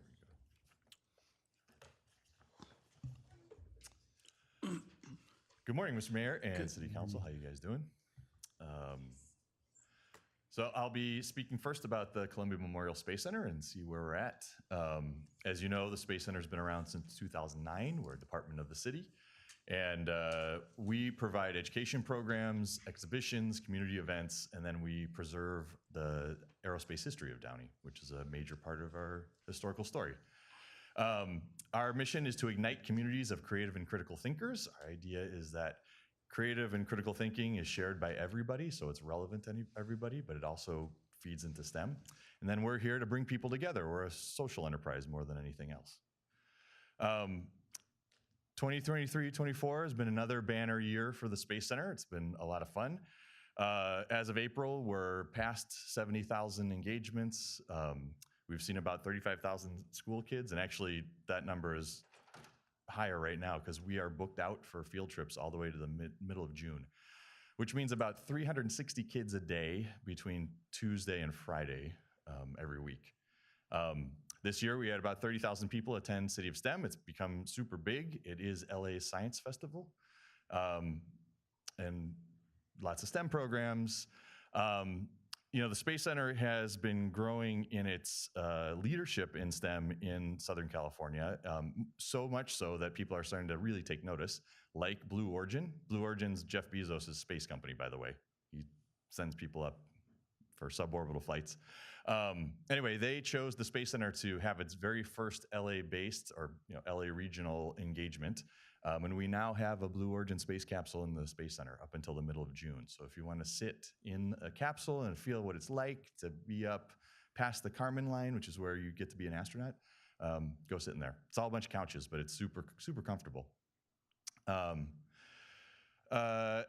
Again, JPL has tagged us several times over the years to be a pilot center for a lot of their programs around their missions. Our early childhood program. So a few years ago, we collaborated with Caltech to develop an early childhood program, which is basically a parent and me class. That's been going gangbusters as far as the actual public class. And now we've started a professional development program so that we can teach others in some of our partner organizations how to do effective early childhood learning, especially in STEM. And then this year, last summer, we secured $2.7 million from the state of California because of Assemblymember Pacheco. You know, it's funny. Every year, I always keep my slides down and others expand them. This year, I decided to expand them, and I've noticed that everybody else cut them down. So here we go. I'm never quite in sync, but we have a lot to talk about, so why not? I know, I'm just bragging. Just a couple of highlights is we installed 4 new exhibitions at the Space Center. If you haven't been there for a while, there have been some changes. We revamped our early childhood center to keep in touch with, or to keep up with our early childhood programming. We have an immersive International Space Station module for little kids. They can go in there and put on helmets and work on stuff in that module. We have another robotics experience on the second floor where you can build a little rover and run around on a moon surface. And we redesigned some of the signage. We also debuted, we have a cutaway of a Titan I engine. So it's a fantastic display of how a rocket engine works. All of the exhibitions, just like all of our programs, really put a premium on the sort of soft skills. So it's the social emotional learning that goes along with it. Most of what we have is their team experiences. So you have to work with others to get something done, which is really important. Moving right along, we continue to move forward on the expansion of the Space Center and the second building. So back earlier this year, we contracted with a steel manufacturer. So right now, right while we're talking, there's a group that's designing all the steel for the new building. Those calculations are going to the architect for the final construction drawings, and the steel is being manufactured. and should be delivered by the end of the year. The foundation is kind of up and running. We have a campaign consultant that's sort of laid out what our capital campaign is going to be. And that'll keep going throughout the summer. And it kind of leads into our goals and objectives. I mean, our goal is to start construction on the new building. That's the biggest thing, right? Like, what else can I really talk about? But we do plan to do other things. This year marks our 15th anniversary. So we opened 2009. 2024 is the 15th anniversary of the Space Center, which is exciting for us. We didn't get to really do a 10th anniversary party, so this year we're planning something big in October. And it'll coincide with a refresh of the Space Center's branding, which then coincides with the public launch of the campaign and all the sort of major fundraising activities around it. At the same time, we're going to continue to revamp our AV system in the Space Center. If you've been there before and seen a talk, our big media wall is 9 flat screen TVs from 2008. So they're hot, they're thick, you can't really see a full image. Those of you who are at the retirement party for the chief, you saw like a tile work of video. We're going to get rid of that. So by the end of this year, you'll have a nice seamless video system in there. Also, we're going to revamp our robotics lab. That also has, leaps and bounds as far as technology goes over the past 15 years. So we're going to bring it up to speed. And by the way, the AV system, robotics lab, that's all being paid for by the original $5.8 million state grant that we got back in 2020. The Challenger Learning Center is going to be revamped also based on a grant from the Challenger Learning Center headquarters in DC. So none of this will have cost to the city. Also, we, of course, our goal is to begin construction next year. We want to design a community-based program plan for the expansion. So along with the building, we know that the real heart of the building are the people and what we're doing with it. So that's going to be worked on over the year. And then, of course, we're going to move and begin the renovation of the Space Shuttle Inspiration, which will be sort of the marquee object in the new building. The new building is going to allow us to at least double, if not triple, some of our programming offerings, and it's also going to provide valuable meeting space for the city. So all of that needs to be sort of designed, thought through ahead of time once the project gets off the ground. And then also we're going to recruit additional board members to the foundation board to kind of keep that engine running, and then hopefully be able to hire on a consultant for long-term fundraising over the next 3 years to set us up for not just the next project, but for sort of long-term stability of the foundation. And with that, I'm open for questions. Colleagues, any questions for Mr. Dickow regarding the Space No Museum? questions, Ben. Just huge congratulations and thank you for continuing to do such a phenomenal job with the Space Center. Thanks. 360 kids per day, Monday through Friday. That's huge. Yeah, and considering you also have a very small crew. Yeah. So this is phenomenal. And just the 72,000 engagements as of April, that is tremendous. So Thanks. thank you for all of what you're doing and what is happening, and we can't wait to see the expansion and the renovation for Inspiration. Neither can I. I just want to get it going. Yes. I have a question or two. Yeah. I'm familiar with it, but not as informed on it. Mm-hmm. On the $2 million that we had from the state, is that for existing programs, future programs, or for the building? That's for the building. That's for the building, okay? And if I can jump on that question, is that secured completely, or I know that the state, or that is covered by the state. It's secured. I think we're going to have, and the state's still working on the paperwork. It takes, you guys probably know, it takes between 9 to 12 months once we get the announcement for all the paperwork to be done. So we're in the middle of that. But I've gotten all the emails and all the documentation that money is secured. for sure? Okay. Yep. And speaking of secure grant funding, so the 5.8 from the state back in 2020, has there been any cuts with that, or that's pretty much 100%? No, that's 100%. Yeah, 100% all that of we our can use grants are totally secured right now. And we've used like, what, 80% of that or less? Of the 5.8, it Yes. actually came to 5.6 because the state takes about 200,000 in fees off the top. But The 0.6, so the 600,000 is going to the AV and the robotics lab upgrade and all that stuff that's happening this year. The 5 million is tagged for the building. From that 5 million, we've spent money on the architect, the construction project manager, environmental, CEQA, and then the steel. Okay, so we haven't done really a lot of out-of-house expense here, allocations? No, not yet. Okay. And then on the new building, so we have an entrance fee, I think it's $5 for students for the main. Is there going to be a separate entrance fee for this, or you're going to increase the current fee? We have to look at what the pricing model would be for that, because it's not just, it really is about what the market can bear, considering that most of the other space museums in the area are free.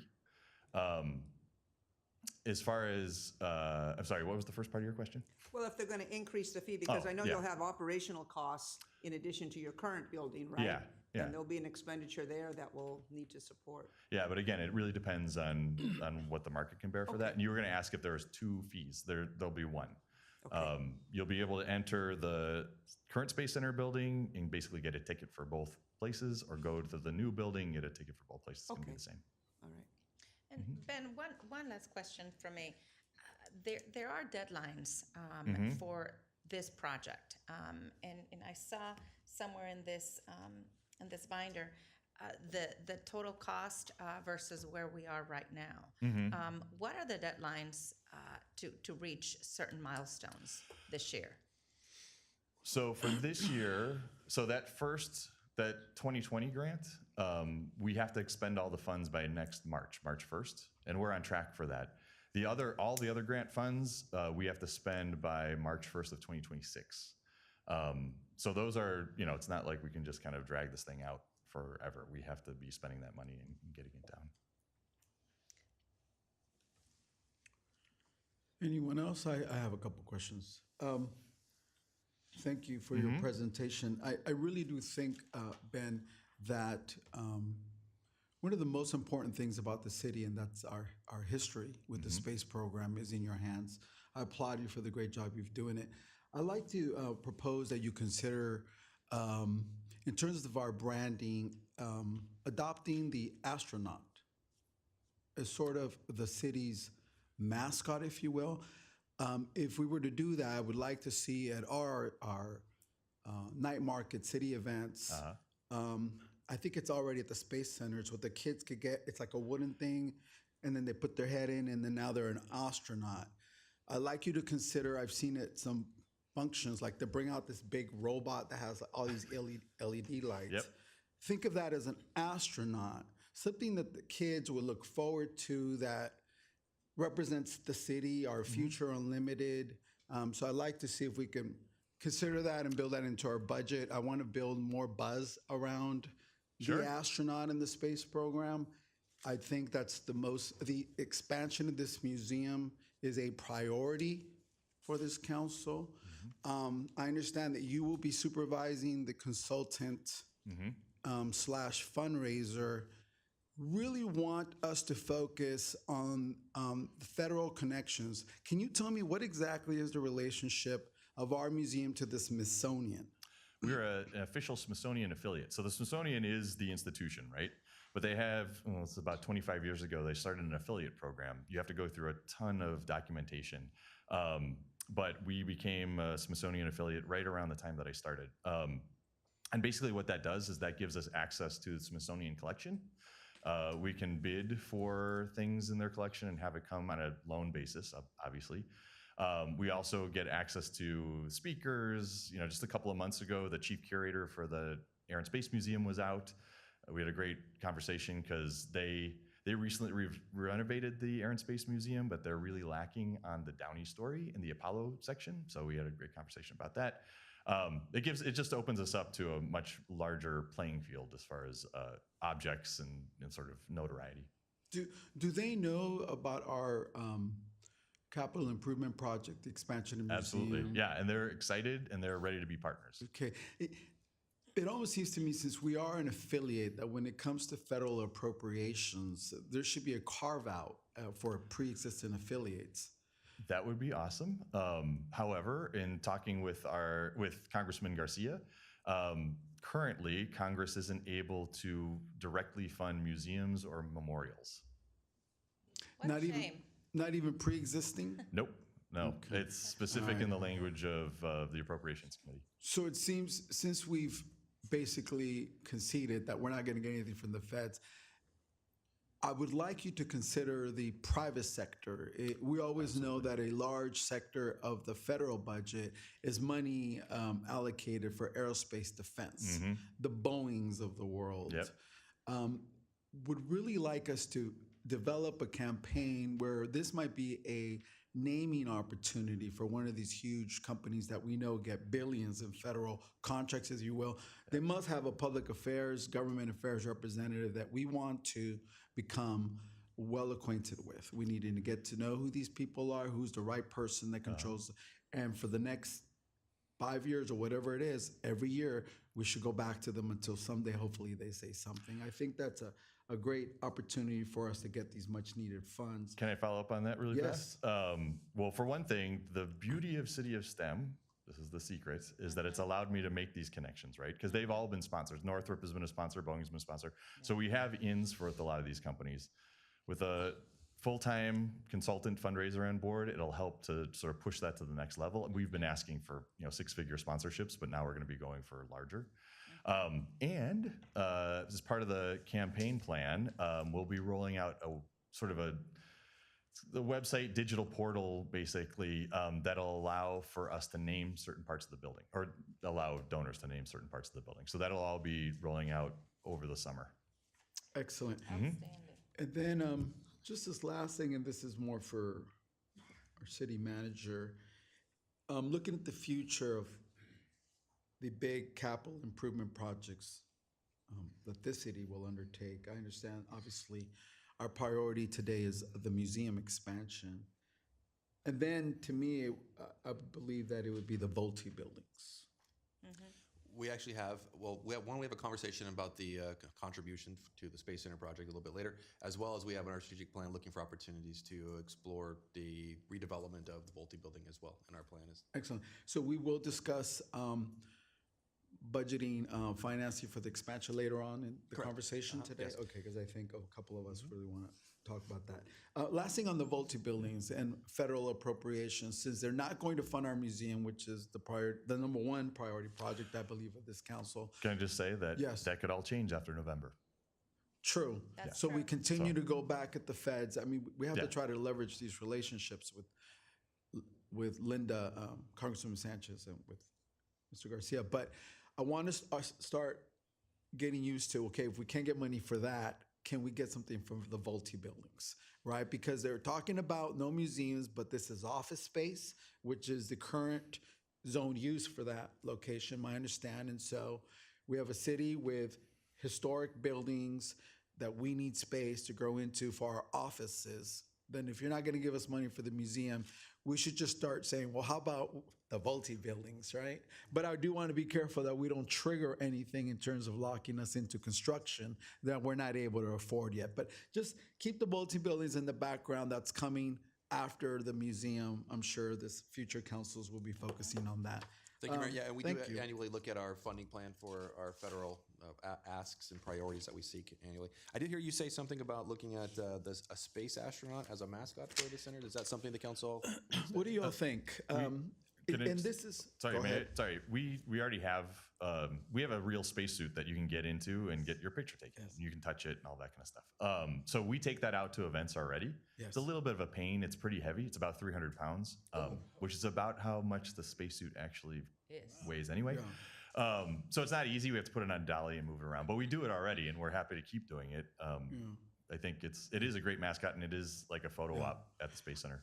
I just, Is this something, and I don't disagree with you, Mayor, but is this, as the SME, Ben, is this something that, what do you think About about creating this, new mascot? If you said we already have this space. So we call him Andy the astronaut. Andy kind of the already is the astronaut. mascot of the Space Center. So Okay. okay.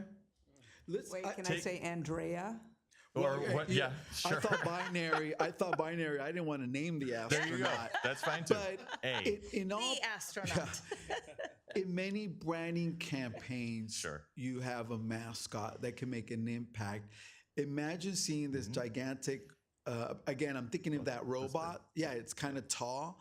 Just walking through our night fair every Thursday sort of would be a moment. Oh, you're talking about a costume character. That's different. I'm talking about us buying this, whatever it is. I don't know if somebody gets in it, but it walks through the crowd.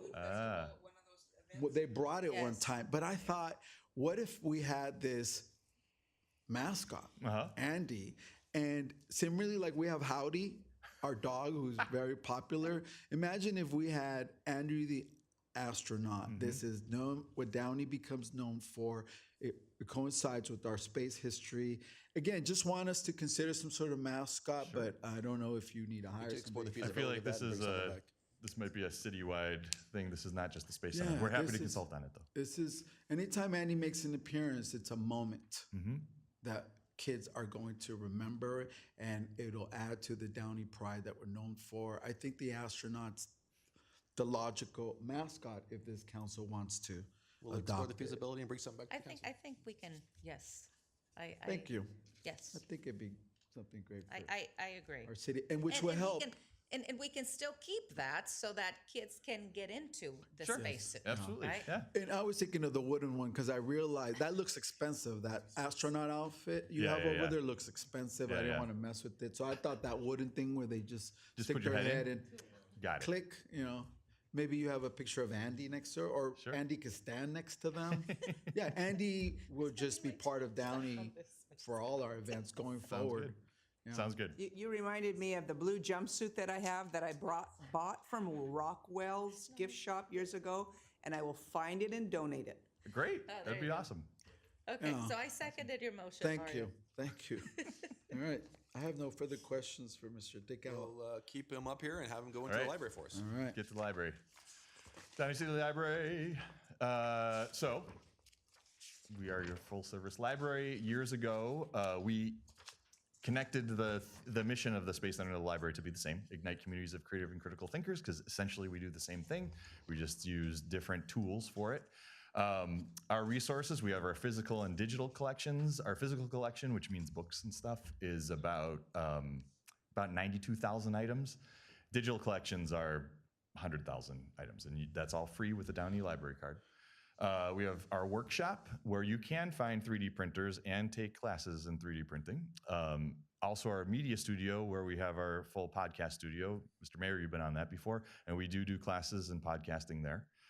We have our children's programs, our adult programs, and our literacy programs. Again, the library's been very busy this year. This is 4,446 new library cards that have been issued this year. And then so this is going to be in the accomplishments a little bit later on, but we have a fantastic staff member who's really great at coding, and he's been developing apps for the library. These are apps that allow us to do all of our point of service transactions anywhere in the library or out of the library, just off of a phone. And with that, as we've started to roll out this the full service app, we've already issued about 1,500 library cards since December when it rolled out, which is great because that means that we can show up at any community event and actually do the transaction right there. We don't have to, tell people to come back to the library or anything like that. So as you see, about 155,000 checkouts of the physical items. There's huge growth in our digital collection or our digital checkouts. And then one thing that we have ramped up since we reopened in 2021 after COVID is our programs. It's not just the library where you walk in and it's static and you just get a book. We actually are proactive. We're running classes in 3D printing and podcasting and art classes and all kinds of stuff. And we welcomed Richard Carpenter, which is actually a lot of fun. So some more accomplishments. We expanded the Downey One Card program. So now every student in Downey Unified can use their student ID as a library card. They don't have to go through the extra step. They already have a student ID. Just come into the library. We've revamped the library's fines and fees to come up with everybody else in the county. We launched our podcast studio, like I said. Mayor, you've been on it. I hope you liked it. We've added new media programming. We have a really, now we have every week some sort of special film thing. We have a foreign film week. We have a kids film week. We're doing a lot more in sort of presenting media and then training people on how to make media for themselves. In the new year, we hope to create a teen advisory board. It's something that the library hasn't really had, and the Downey City Library is really unique in that it's across the street from a high school, and we actually get a ton of teens. Most libraries are always like, how do we connect with teens? We don't know what to do, but we can't keep them away. So we're gonna actually put them to work, somewhat. We're just gonna get their ideas, basically. This year, we'll launch the library patron app, which is the sort of final phase in all of our digital tools. This will be an app that then the patrons can log on, use on their phone to sort of streamline the process. And then because of just sort of changes in society, basically, we've had to really take a look at our library policies to see how, to see what we need to change and how people use the library. We haven't done a comprehensive review of the policies since we reopened after COVID, and that basically means since we redesigned the library, so it's time to do that. And then we're always looking to, grow programs. Any questions? I do. Yeah. I've never been to the county library here in Downey, and make a comparison of what they have versus what, where we are, or why would someone go to the county library versus here? Well, I want to clarify, we don't have a county library in Downey. Oh. We hold the county library offices. Oh, the But offices. that's not You're the right, library. you're Yeah, right, we never are mind. very proud to have our own library. Okay, I rescind. Okay, sorry. But if you were to go to a county library, listen, I'm not going to talk ill about any library. They're all great and important. Is Norwalk, That's a county library. closest county in library? fact, we are an island in Southeast LA. Most of the libraries around here are all county libraries. And what happens is you're dealing with, pushing resources across all 88 branches in the county library system, which makes it difficult to have specialized programming or to get things funded. The Downey Library, because it's independent, is able to be more nimble and respond to its community better. We also have the largest physical collection of any library within probably a 10 or 12 mile radius. Does that include Cerritos? Yeah, absolutely. Oh yeah, Cerritos that's a private library. They really leaned into sort of the experience in the building and their programs. But as far as collections go, we probably have more volumes than they do. Excellent. has a small library as Yes. well. They're great, and they like to steal our stuff. Yeah. The other, once when we were in there giving our tours, I noticed that they are selling snacks up front. Uh-huh. And back in my day, we'd put our bag of chips in the backpack because you couldn't have any food in the library. Sure. That's changed. There's no effect of, trash or food on the carpets or floors. No, I mean, sometimes obviously spills happen and things like that. A couple things. One, that snack thing is run by the Friends of the Downey City Library, so that's the separate, nonprofit group. And people who buy the snacks there don't eat them or not supposed to eat them in the library. So that's why they're right at the door. But yeah, I mean, it's just the changing nature of how people use spaces like that is it's really hard to police. Well, it's not that it's hard to police. It's just that everybody can take food everywhere now. So. And that little coffee shop outside, I think we're working on bringing that back. Yeah, I was going to ask that. Yes. Yeah, that was We're a great. exploring. shop. Yeah, way one of the for goals teens. for next year is to explore whether we can bring that back or not. We'd love it. Sounds good. That's it? Let's move on. Thank you. All right. Thank you very much. If it pleases the council, we'll bring up our community development director and talk about some of their goals and objectives.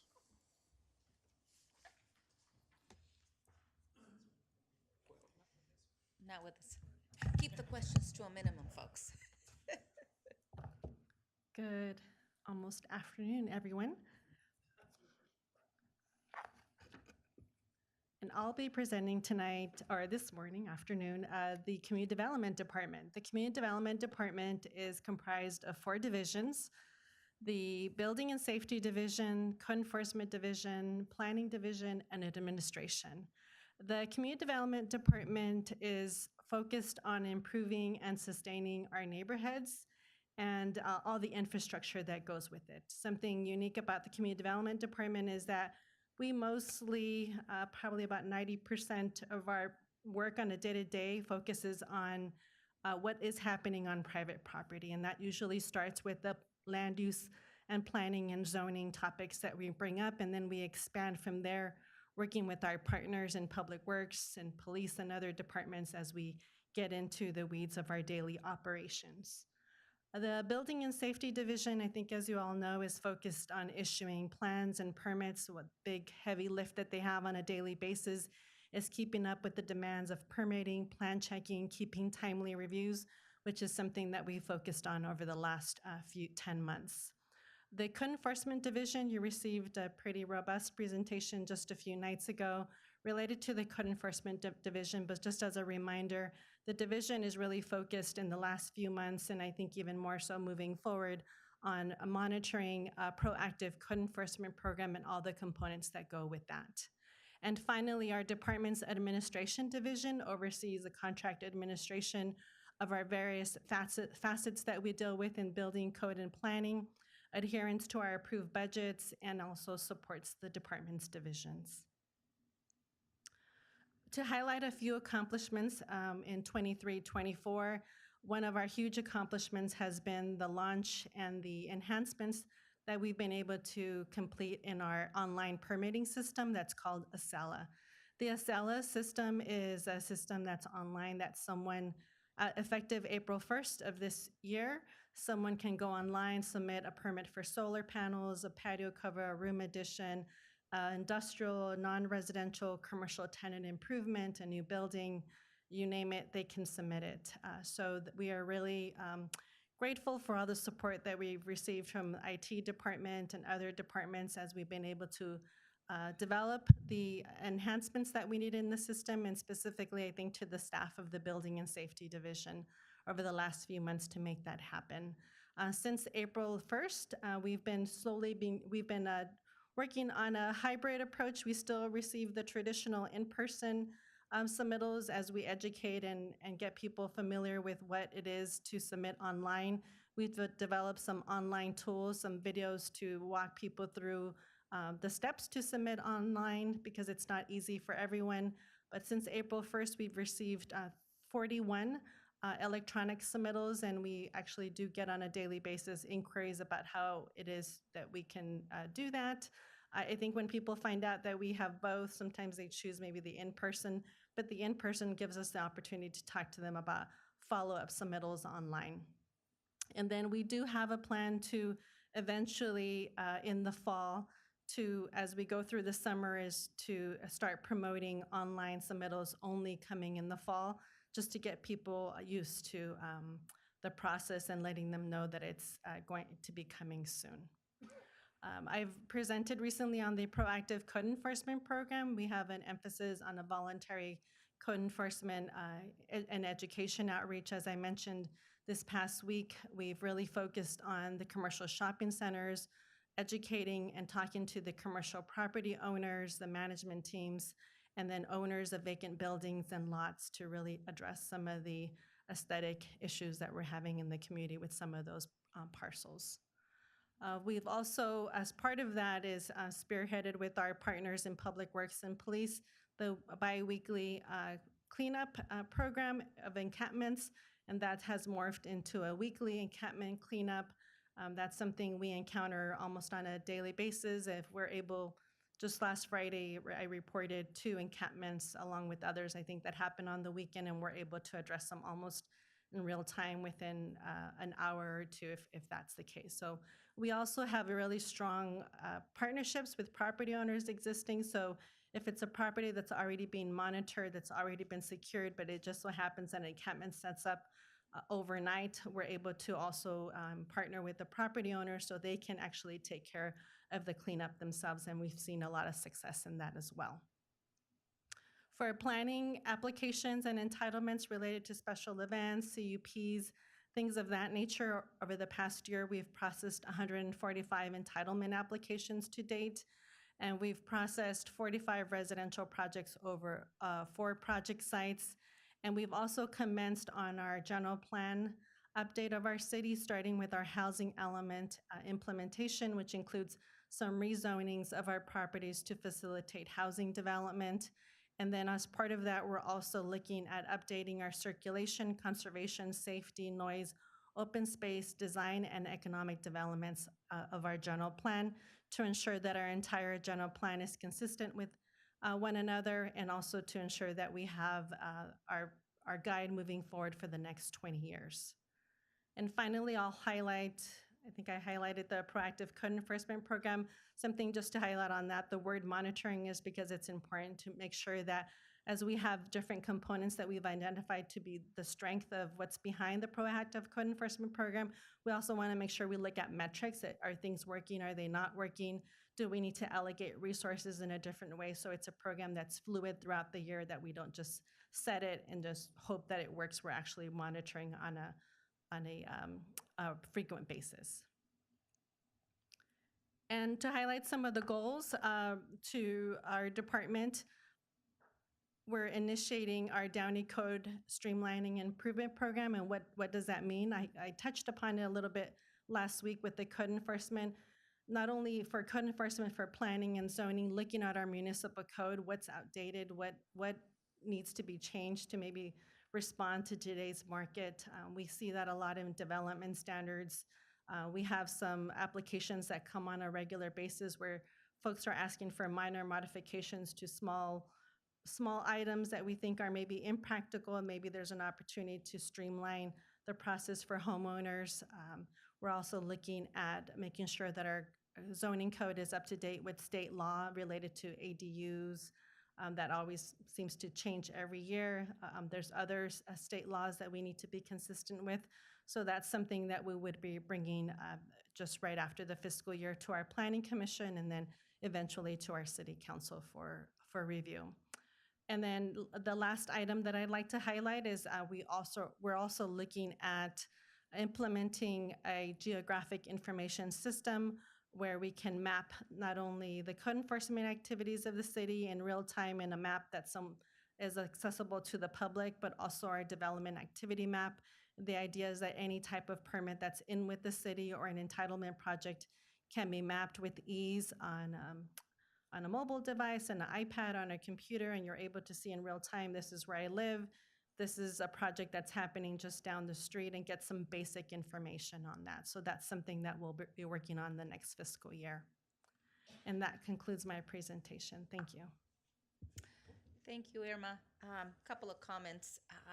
Thank you for this presentation, and thank you and your team for working so hard for our community and our community residents. I know that is a small but mighty team as well.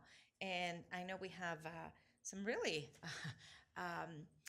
some big goals and objectives. And I do want to also highlight or underscore the importance of staff training in all areas. And you have it here, the last bullet point, planning, building, code enforcement, and customer service.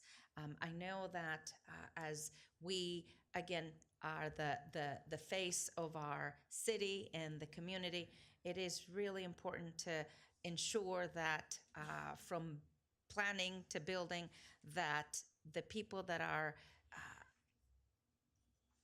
providing the answers or are working with, whether it's residents and or businesses conducting business in our city, that they do get their responses, not just in a timely fashion, but that they get the responses that are accurate across the board. I think that is really critical because I know as we are out in the community, sometimes as it happens in Downey and perhaps other cities, this is an area that everybody always gets a little angst about. So I really want to, when do you foresee the staff training and development of this? The staff training is actually continuous. For example, the building division has biweekly staff meetings, and then alternatively, they have staff trainings to make sure that they're consistent with their responses related to counter items. There's a lot of technical aspects of the permit technicians and plant checker and inspectors jobs. So that's something that we're doing with the code enforcement division. We have a different tailored training right now related to the 7 components of a proactive program. And then from there, we're going to be taken down to just a smaller group for progress monitoring, and that'll kind of filter off to staff training. For the planning division, it's also a little bit different in that the planning division, it's more technical basis. We have planners right now that are involved in geographic information systems training. We found a training that was free of charge. We have other CEQA trainings that they're also taking a part of. And then more comprehensively, as a department, we're looking at customer service training. We all participated in the one that was provided by Human Resources recently, and then we'll be looking for other opportunities related to that, and also for supervisor and management training that's provided by the Human Resources Department. Thank you. I really appreciate that. Any other questions for Ms. Huitron? I have a couple. First and foremost, congratulations. I was at an event in Bel Air yesterday, and I met a gentleman who just took over an ambulance company here in the city. When I meet prospective or current business owners, I always ask, what's your experience been in dealing with the city? And he said, and I quote, "The city's been great." So it's always refreshing to hear those positive comments. As you are aware, the bulk of, many complaints that we get are about planning and building. It's usually about somebody's permit process. They're frustrated, and then we find out the ball's been in their court, the architect's court, all the time. So thank you for your rapid responses, Roger and Irma, to the series of questions that we get. It is very important to us that we truly be known as a business-friendly city. I would like for us to consider programs where if people feel we're not expediting their plans, sure, we can do more if they pay more, like the expedited service fees. You know, so many people, they come here and they want us to treat things like an emergency because they fail to do certain things. And I don't know if there's a way of saying, sure, we can do that, but it's going to cost you because you missed the timeline. So thinking of ways to be creative where these people constantly tell me, Mario, we're willing to pay for the services if they expedite them. And I said, well, often we find that it's your architects that are holding up the process. So just something to think about. These people very demanding that come to us. Look, you want us to give you this type of service? It's the expedited service. We pay for it in other areas like our passport, right? We're waiting for it, but we need it. We go to the federal building, play double because we need it quickly. So something to think about in the type of levels of service we can provide. You may be doing that already. Yeah, if I can maybe highlight a little bit about expediting. That's something that I heard my first day probably many times and many times since then. Something we're happy to report is our building safety division, now that we're fully staffed and we have had the management team in place for quite some time, we are able to turn over plan checks, any type of plan check within 10 business days. And that's record time plan check turnaround time. And you are correct, Mayor Trujillo. There's a lot of times there's 2 sides to the story, and we always want to hear both sides.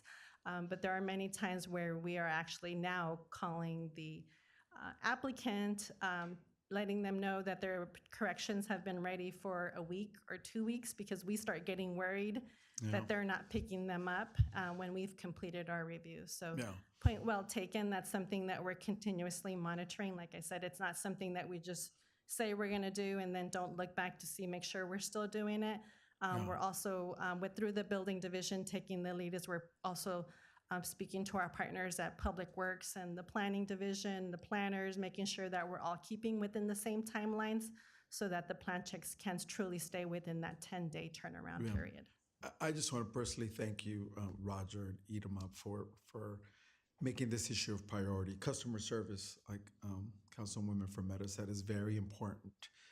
Rarely do I hear about bad attitudes or that type of service delivery.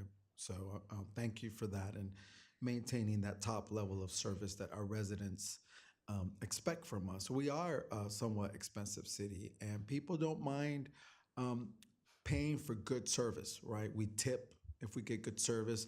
I want to make sure that we're providing the best service possible. I think we're doing a good job. I think the move of dividing the community development department and the economic development department and separating those is a great move for our city, because we are very demanding around the areas of how does the city look? And that's your department. That's the easiest things for people to criticize us is how do things look? So I'm glad to hear that we're being more proactive, particularly in the area of code enforcement. I have brought up the major intersections and the arteries of the city. I would like some more attention being paid attention to those intersections that are most traffically traveled, if you will, by people. So thank you for that. Question on height of buildings in Downey. Do we have a cap on the amount of stories that people are allowed to build in Downey? In the downtown specific plan is where we have our greatest height because we allow mixed use zones, and typically off the top of my head, I want to say it's between 4 and 5 stories for a truly mixed use new development. I can double check though and circle back with you on exact height, but generally those are the heights that we look at for mixed use. Okay. Thank you. I have no further questions. Any questions, I comments? just wanted a comment. I got excited yesterday, late Sunday afternoon, because I saw a code enforcement truck driving in one of the heavily impacted areas of the street. So, thank you. If nothing else, we'll bring up our Public Works Department.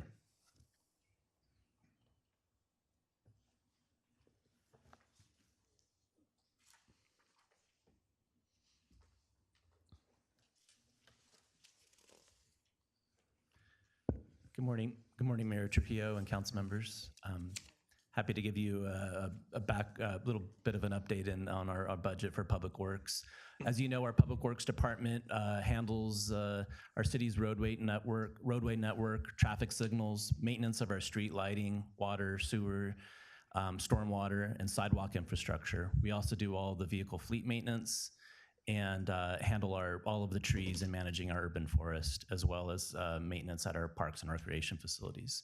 We're broken into 4 divisions. Our admin and engineering is housed here at City Hall, with our admin division handling contract, budget management, as well as programs like SB 1383 management, compliance, as well as our Keep Downey Beautiful program. Our engineering department is very busy handling design and construction management of our CIP projects. And of course, our maintenance and utilities staff that are housed at our offsite yards handle the maintenance of all of our facilities, streets, and of course, our water and sewer network. Looking at some of our fiscal year 23-24 accomplishments, we completed the residential streets pavement in Area 4, which was an additional 8 to 10 miles of streets, residential streets that were completed in the last year. Also, we're currently completing the annual miscellaneous concrete repair project that's rotated annually through different districts. This year it's in District 1, as well as miscellaneous ADA improvements, improving our sidewalks, curb ramps, and curb and gutter throughout the city. Our water division completed well rehab of our well number 24. We have 20 wells in the city, and we typically complete full rehab of each of those, of 2 to 3 of those wells each year. And then one of the projects we were able to complete this year is our parking structure painting and security camera project, which we were able to complete in the last couple months. Additional accomplishments included completing design for the residential street pavements of areas 5 and 7, which we are bringing to council next week. And that will look to about 17 miles of residential streets to be completed during the summer and fall. And other accomplishments including beginning this residential street light installation program, which we just started advertising last week. And in 3 days, we had 9 streets that were added to that under that program. We are actively advertising that over a 2-month period to get a very broad list of streets, but we'll continue to add to that list and put together similar to our residential paving program, a 10-year program to add streetlights. And with the funding that we currently have for that program, we would look to add up to 4 street blocks each year of streetlights. For our 24-25 goals and objectives, of course, we have 2 big arterial projects that we're going to have going on in the first half of this year, and into the Downey Avenue project going into the spring of next year. We're looking to 1.5 mile section of Woodruff Avenue, which we've talked about here quite a few times, extending from Firestone Boulevard to Foster Road, and the complete limits of Downey Avenue pavement rehabilitation, which is about 2.5 miles. By the time we're done with all of the paving work that we have going on, and then next year we look to complete 36 miles of street paving, and that's one of our huge goals for this coming year. And then one final item I wanted to highlight is beginning the implementation of our utility undergrounding program. We have about $3 million available for undergrounding those utility poles. And we'll be coming back in June to present sort of what that looks like, funding, and how long it would take us to address something like that, and give council some time to give us direction on what areas they'd like to see us work on first. And with that, I'm happy to answer any questions you might have. Regarding the street lights, which we're all looking for in our neighborhoods, do we have a list already, and how many blocks would you say that is? If we're able to just do 4 blocks a year with our 50,000 allocation, I like 50 million. What do you foresee cleaning out the list? You know, for the wait list, what do you have there in your information? When we did the survey a few years back, we had 23 street blocks that were added. I don't know how heavily advertised that program was. I anticipate that we'll have a lot more streets added to that. I would anticipate with kind of a current level of funding that we have that we'd be able to address streetlights within a 10-year period. 10 years. I will say that Matt and his team have been looking at opportunities for expanded funding. Matt, you want to talk a little bit about the extra funding you said that might be available? Sure, yeah. So we have with the $50,000 that council has appropriated, that we appropriated this year. We also have about $200,000 available each year through our landscape and lighting assessment districts. So in the past, that money was used when residents and property owners would have to pay for the lights themselves. So now we're simply using that. We would be using that money, or could use that money, to expand the program, and that's what would allow us to get the project done in about 10 years. So about $250,000 total. Okay. So we actually did find some additional resources to be able to implement the program a little bit faster than we had thought, so. Absolutely. Okay. On the alley repavement, the rehabilitation, how are we designating? I guess you grade the alleys just like you grade the streets. You have some alleys already designated as like a 0 that will be attacked first? Yeah, so we go through the pavement management program just like we do for our residential streets and our arterials. They get a rating of the condition of the pavement, and we use that to help prioritize. Currently, there is a program. A couple years ago, there was a plan that was put together, but it does not, because doing pavement rehab in alleys actually is quite a bit more expensive than doing them on the streets. Currently, the 10-year program does not encapsulate all of the alleys in the city. So we could look to add additional funding to step that up. But right now, it's all based on pavement condition index that's done through the pavement management report. So we'll have, we're getting ready to bring forward awarding a contract for alleys north of Foster Road. And then we're going to be in design and doing additional streets, probably alleyways, and bringing those forward probably in the second half of next year for construction. Okay. All right. Thank you. You're welcome. Along the lines of the alleys, so how many alleys do you believe we'll be able to repair in this one coming year? In this one coming year, I believe we will get, we have 113 alleys in town. I believe we would probably get in the teens, probably somewhere about 15 to 20 alleys. I thought it was 26 alleys. No, it's 113 alley segments. No. Oh, okay. And how many will we do I would say in the teens, probably in around 15. each year? You think we can do 15? Oh, each year? The 15 is just this next year. Yeah, that's what's Yeah. coming up in this next year. Yeah. I believe with a lot of the paving we've been able to get done and completing this year as well, that'll open more of our local return money that we use for street paving and could help us step up that project. I'm hoping that we could stay consistent to tackle these alleys that have not been touched for over 40 years. That is correct. Yeah, I mean, that's just complete neglect. Not in 10 years either. Yes, and so I would hope that it's a priority of this council that we get through those alleys as soon as possible. At least one go around and then focus on the maintenance.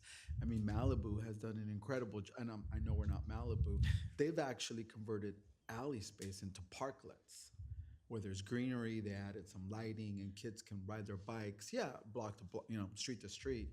Parents are adding benches. Sure, you see the garbage cans, but they're beautiful alleys that are basically parklets. So let's keep working on these alleys. Absolutely. Thank you so much. You're welcome. I do have a question. Our next big street that we're going to repave, to my understanding, is Downey Avenue. After Woodruff, Downey would come next. I mean, for me, I would personally see if we can do Bellflower as well. I think that street, that's going to take two other years. First Downey Avenue, then. Yeah, that is next on the list after Downey Avenue is Bellflower, based on the pavement condition index report. I think it needs a little more attention. I know we can provide funding so we can do both, or I don't know what the council thinks or what we should do, but Bellflower needs a lot of attention. Yeah, at this time, I think we are searching for funding for those projects. That's the big challenge right now, is making sure that we have adequate resources coming in to fund them. But that's something that if there's council's direction, we can look at. I don't know that we can come back and provide a report and tell you where we can and can't provide the resources to the project. So that's really the big challenge at this point. I don't know, my council colleagues. I'll second. If I understand, you would like Bellflower Avenue to be given attention sooner rather than later. Sure, I'll second that request I don't know, my to council colleagues agree. at least start getting it into the design phase. Yeah, it actually part we is. aren't doing. It actually is very far along in design. Bellflower? It is, yes. Oh. It's the construction funding that we don't. Okay, have, so yeah. then I But would. oh yeah, the design, it's fairly far. It's about 60% on the design. We wanted to make sure that all of them are designed and ready to go, so that if funding does become available, that we can move forward on it. But also after we have construction, because there's some new development right in that area on Bellflower, so after that gets done, then we want to address it. That's the Prologis building? In and out. Oh, yes, there's also Prologis. Is Prologis, do you know what I'm talking about? I do know the Will project. that be on Bellflower as well? Or is it just, what streets is that development? I think I that's believe on. that's Hall Road and Woodruff. Cameron, do you know right? that one? You're right, it's Hall Road and Woodruff. Okay, Yeah. so it's not Bellflower. Okay, thank you. Thanks, Matt. And well, actually, I have one more question. Oh, sure. I know that 2 meetings ago, I think I suggested and I got second for a sidewalk installation program, and I did not see it in the beginning of the presentation or the. It is in our strategic plan, though. Is it strategic plan? Correct. Okay, Yes, cool. it is in there. Thank you. At this point, we're getting pretty close to noon. If council would like, we can move straight to the CBO program conversation. If there's anything about general government you'd like to have questions about, we could ask those, or if you really want a presentation, we'd be happy to provide those too as well. But if it's okay, we'll go ahead and head to the community-based grant program.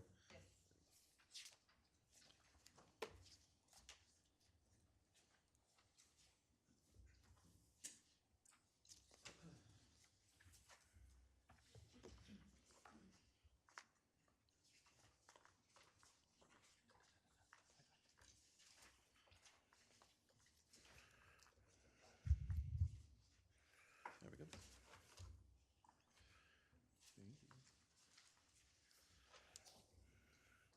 Thank you, Mayor, members of the council. I am back to give you guys a presentation for the Community-Based Organization Grant Program, or the CBO program, in the second funding cycle.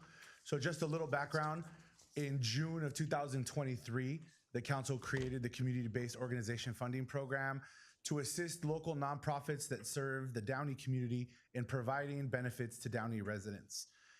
That same year, we came back in November. Just a note, that was the fiscal year 23-24, in which we received 7 requests in the amount of $135,820 for various projects and services and events. Eventually, the council approved 5 of those requests in the amount of $77,000.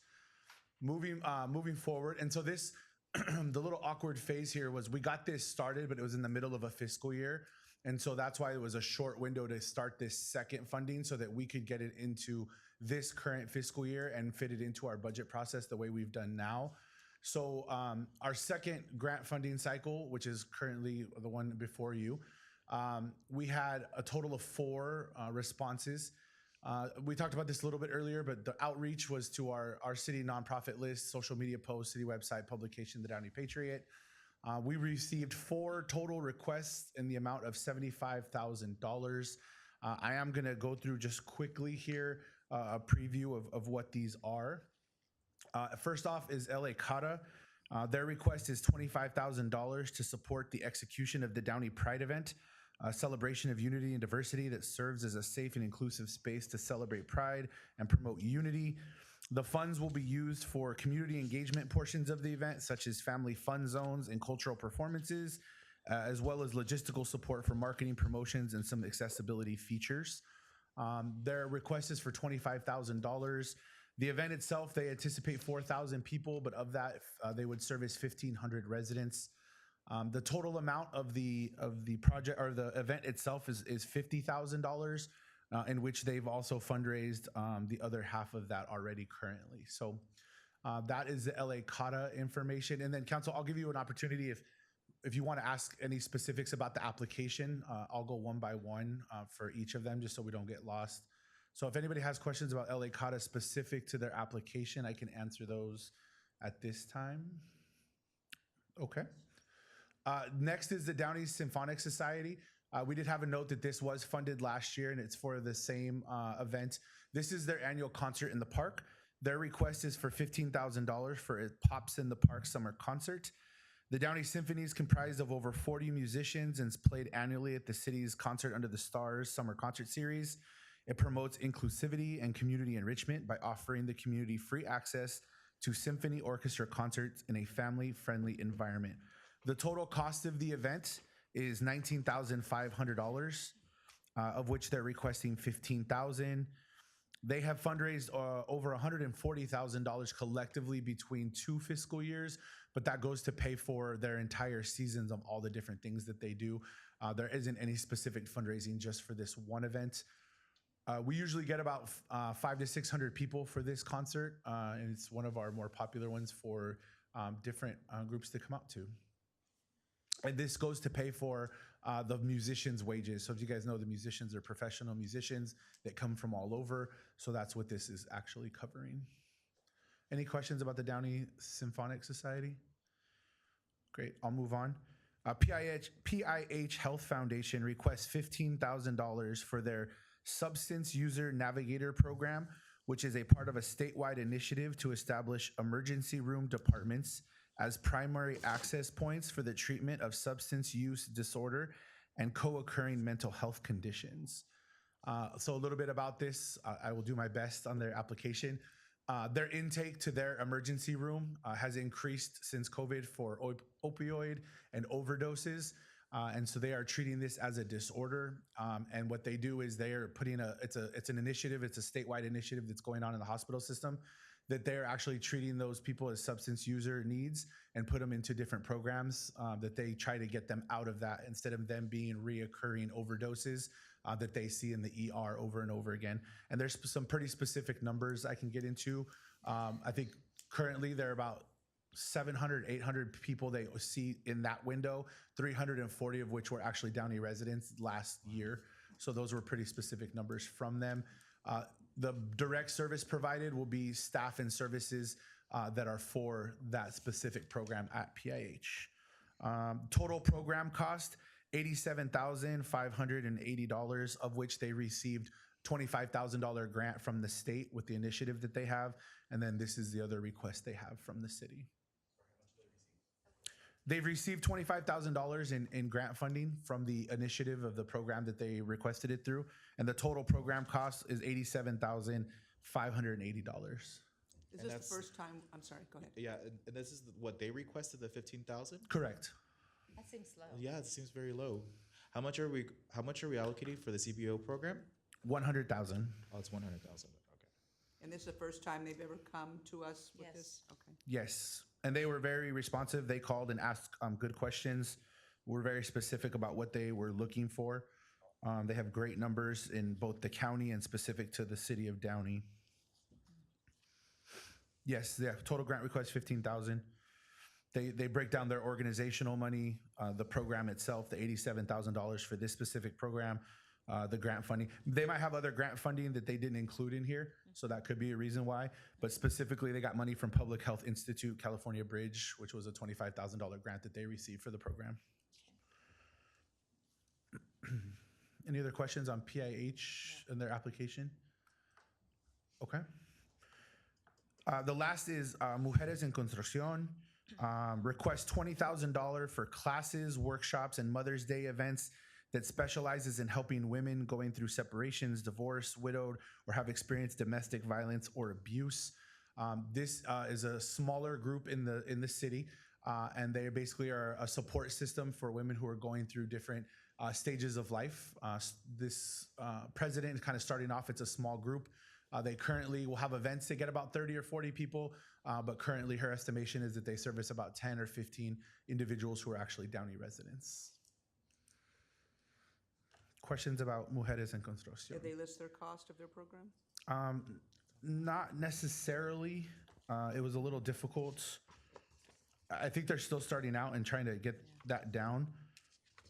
This seems a little excessive, For that 10 to 20,000 for 10 to 15 Downey residents served. If you look at the other organizations and the reach of Downey residents and the amounts, that seems to me a little excessive.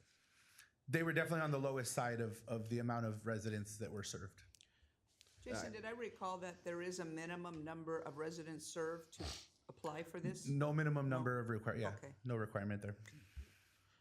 So Last year, I know that I watched when this was online. Last year, we didn't approve the full amount, the $100,000, right? This year, Correct. we didn't. Any reason why? Just a little cushion for anything else, or we're using whatever we did not use last year to push it to this year? No, completely different line item in the budget. Last year, staff recommended a certain groups based on the amount of residents that were serviced, and then the council itself reduced that further during the discussion on the dais. And so then this year, the funding amount stayed at 100,000, and then this is this year's group. So the council does not have to fund all of them. They can reduce funding, or they can, in your discussion, you're giving staff direction on what you'd like us to do after this. Hey, But we like haven't to- weeded anybody out. So just so we're clear on that. I like to increase for PIH. I think that's just very low for such a great program. Jason, my compliments to you, and obviously there's $100,000 on the table. We've only had 4 applicants to total 75,000. And my compliments to you and staff, because the process, it seems like I think we all anticipated more to apply, but it's a pretty stringent process, it appears. So thank you for doing that. Appreciate it, thank you. When was the deadline? Do we know when the deadline was to submit applications? I can get it to you. It was, I don't have it off the top of my head, but I can get it. It was about a 2-month window that it was open for. I had a question. So each of these organizations, part of the requirement is for them to break down the costs, not just throw out a number, but break down the costs of what these funds are going to be used for, right, specifically? Correct. Okay, thank you. I did a little research just on last year to see what was our protocol, and the symphony was 15, Desert Rain 20 for the food pantry, Stay Gallery 20, the Whole Child 10, and the 10-20 Club 17. So that breaks up the 82,000 that was allocated. That was the requested amount. That ended up getting changed for the funded amount, because the actual funded amount only ended up being $77,000. I think those are the ones we approved. There were others that we did not approve, according to my agenda. Yes. So of the 7, 5 of them were approved, but even the 5 who were approved, their funding was actually reduced from what they requested. So, for instance, the symphony requested 15,000. I believe they only got 10. So one group asked for 20. They got 17. It was slightly below what they requested. So yes, they were funded, just not at their full request, which is also at the discretion of the council. So just for clarification, this council adopted a 100K. Is it annual ongoing line item for this CBO program? Yes. Okay. I would like the council to consider the idea of not having a deadline, but I'd like to hear how this impacts staff and resources, only because I suspect there may be some nonprofits where a great program or idea comes up and they may need some funding. It'd be great if we can say, well, we do have this fund, apply. And but I don't know in terms of the administration of the program, is it something that we could just have available so as other nonprofits are born, develop, and maybe have great ideas, we haven't closed them off because we impose a deadline? Yeah, I think the I'd say, program. let me take that one Go ahead. real quick. I'd say we can definitely do that, but you kind of go back to where we were before, where you get one-offs throughout the year. So it just depends on how you want to handle that. Yeah, I don't know how much work. So it's just unallocated available funds? Yes, since- and if something comes up, you bring it in front of us, and it could be part of the consent agenda or whatnot, and councils want to pull the item. Just the idea of having these funds available for groups that may not know of the fund and then find out about the fund, it'd be tough if we had deadlines. I think it helps. I mean, it's a good point, but I think it helps if we just have it for a specific allotted time span with respect to the hours and everything, all the resources put into it by staff, and then it allows staff to, in my opinion, allow staff to prioritize, based on the needs, which of these groups get these allocated funds, rather than stretching it out. I'm in favor of just keeping it within a certain amount of within a certain time frame. I do agree that a certain time frame, maybe increase it instead of 2 months, a little bit, much more time, and then maybe reach out to the other. I'm surprised the other organizations did not come for this time around. Some of it has to do with timing. So remember that we have a shorter window because we did this in June and November of 23, and then we tried to line it up with the budget process. So this will probably be the shortest window we ever have. I think starting next funding, we'll have at least a 6-month window for them to actually have the application out and really spread the word. I do think some of them didn't reapply because, for instance, Downey Symphonic Society, if approved, this $15,000 is actually not going to be used until next summer, just before the fiscal year. So some of the groups actually got approved last year, but their event falls kind of now, so they wouldn't be coming back yet for that, Right. if that makes sense. I know, but I would like to piggyback with Councilmember Ortiz also. Yes, and to your point, Jason, I think a larger, longer window for application, but I think this just allows us to have this application process and have whatever nonprofits are going to apply and just keep it all in one. I agree with that. And we are collecting feedback from the first funding cycle as they complete their requirements of what they have to do after they receive money, just to ask them how it went. Was it too hard? Was it too much? You know what I mean? Do you need more help? Stuff like that, just so we can kind of fine tune it and keep tweaking it if we need to. Yeah, and maybe not keep it open for 6 months, but certainly In the longer, window. right? And do a better job at marketing it, right? And I think I'm hearing that marketing is really the key, making sure that the word's getting out so everybody has an opportunity to apply. And we definitely can continue to beef that part of it. I understand that we have a list of registered nonprofits in the city, maybe being proactive and sending them the notice, letting them know, and then perhaps in our social media. I don't know if you want to take it out in the paper, as long as people know it's available. I'm in favor of it, keeping it open, extending it for somebody that might want to come down that didn't realize this. There's still a lot of money available on there for groups. We could discuss the last one and the number of residents that it services. Like you said, it's a little bit out of line with the other types of groups that are requesting for funds. Would you like us to go down the list and make sure each one's approved? And real quick, Jason, can you walk us through real quick? Yeah, Before that, I have to state for the record that I'm recused from discussing anything with nonprofit known as LA Cata. I am on their board, so I will recuse myself from that one if you want to discuss that one. Is that okay? I don't think we need to discuss that one. I think that one is, That one looks like it's approved across the board. yes. Yes. Symphonic Society? Thumbs up? I just have a question. So these amounts, is staff recommending these amounts be approved based on the criteria and the research?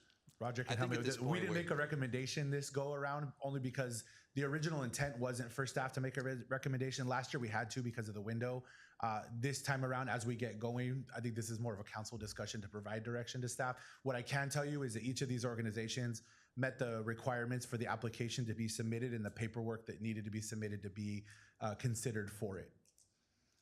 So we can conceivably grant something, but not the full amount. We can say If that's the less. council's, yep. Correct. Got it. Absolutely. Okay. For the Downey Symphonic Society, the $15,000? That's fine. Approved. Approved. Approved. All right. PIH Health? I do want to increase that a little bit more. If Increase? I'm sorry. I can go back to the applicant and ask if there's more there that they need or if this was the full amount they asked for. So I mean, if you guys, I just think if they ask for a certain amount, I think we should volunteer giving them more. Yeah. Right. I also thought that the program was intended for nonprofits. I sort of see PIH as a private hospital. it's their health foundation. Is there foundation? Got it. Okay. Yes, I don't want to get into the practice of increasing numbers. I mean, the applicant knew our I agree. limits. Yeah, I don't think that's a good And they have precedent. secondary financing too, he mentioned. Yes. Yeah, Okay. so I'm okay with approve on 15. 15. Thumbs up, looks like. Council, Okay. And then the last item there, I'm sorry, I won't be able to pronounce that very well, but Mujeres en construcción, I don't think that's an appropriate use of our funds. 20,000 to a ratio of 10 to 15 residents. While I appreciate they're just starting out, I can see making a nominal contribution to help them, maybe 1,000 or 2,000, but without more knowledge of what this program is, I'm not comfortable with 20,000. so, Agreed. Anybody have a recommended amount? 2,500? Sure, I'll second that. Second. all right. All across the board, thumbs up. We'll include these amounts into the final budget for your adoption on the 25th. Thank you. Excellent. I just want to be clear. So we will approve this final amount in the budget, but the rest of the 100,000 will remain available for organizations to come back and still apply for, or are we closing it out? I think we've closed it out at this point. Okay. Yeah, I'm in favor of just closing it out. Perfect. Just No, want to make sure. I'm partial to leaving it open for a specific time, maybe for 6 months or something like that. I would second Yeah. Councilwoman Pemberton's Just 6 months, request. but then close it. Yes, in case, I just respectfully have to disagree because we started this program last year. It was, again, I think we're all surprised that not more nonprofits apply for this, but I'm comfortable with closing it out because there has been enough They don't know notice. it's about marketing and getting it out. but- And I don't think with all due respect, I don't think we need to advertise that we're trying to give money away. okay, we have a motion. I seconded the motion. All in favor of keeping the CBO grant funding opportunity available until, how many months, Councilwoman Pemberton, did you have in mind? 6 months? 5 months? 5 months? just for clarifications, just so we open up for 5 or 6 more months, then we're gonna do another meeting of certain groups. So like we'll have 4 more groups coming up, and then So we'll what we discuss could do, if that's the interest, is that we could open up the application period for the next 6 months and then bring back at the end of that a same kind of presentation for anybody that has applied. Okay, Because these are not general funds, it's a grant fund, so if we This don't is general use fund. it, This we is lose. general is general funds. fund. It's a general The fund? general fund that we've allocated so that, what happened, Councilmember, is we were getting many requests and one-off here. So what we did through this program is to then allow all of the nonprofits to come before us and fill out this application process. So that's what we're trying to do, to really minimize this, staff and the disruption of continuing to have this process and come before us. We said next fiscal year, we'll have this open longer and we'll do better with the marketing. But as it stands now, we're done. That's what it's, I know you and Mayor Trujillo want to keep it open, but I This was the shortest window that we've had. was only the This one second was year. because it was our This first full year. cycle. And you just have to remember, if you extend this window, you're shortening the window of when they use their money because they have to use it by the end of the fiscal year. So if Exactly. we give them until December or January, that gives these groups a smaller window of when they can use that money by, if you go that route. May, June, July, August, September, October. I think that might be too long, maybe 4 months, maybe. 4 months? Sure, so the motion is 4 months to keep this open. I would note that in the spirit of the action that this council took and that's making these funds available, should somebody have ideas for programs, we don't lose anything. I mean, the money's been allocated. They may not even apply. I just think it's an additional service we can provide our nonprofits. And to close it out, I think we'd be closing out an opportunity to help groups. So, but any further discussion on the motion before we take a vote? All right, all those in favor of keeping the CBO grant program deadline for an additional 4 months from today, vote yes. If you're against, vote no. 4 months? Yes, 4 months. I just don't understand the part where you said that if we extend it for 4 months, then they won't get their funds by when? So if we played the process out and we said the term ends in October, we'd have to get this on the November council meeting to come and get it approved. They'd get their money after that.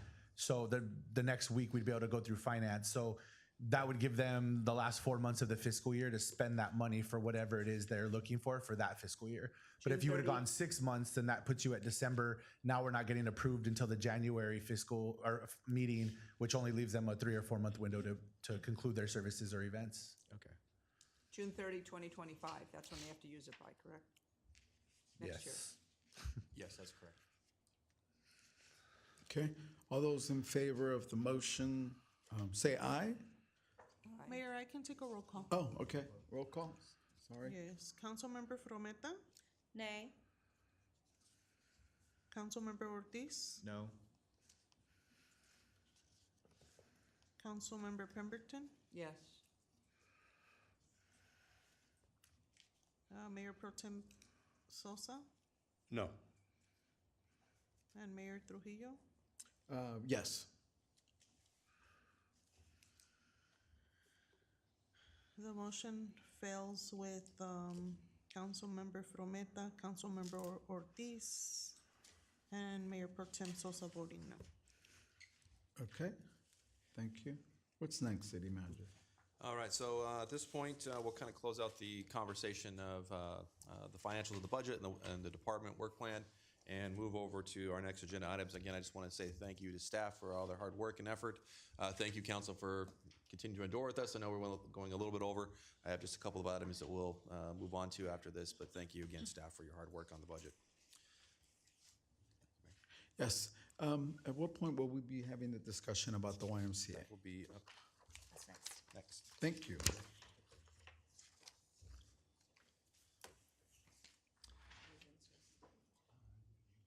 All right, if it pleases the council, I'll go ahead and open up the next agenda item. We'll talk about funding of the YMCA. Excuse me, City Manager, because of the involvement with the Downey YMCA, I'm going to recuse myself at this time. Thank you, thank you. Let's bring that conversation up, and I'll try to go through fairly quickly.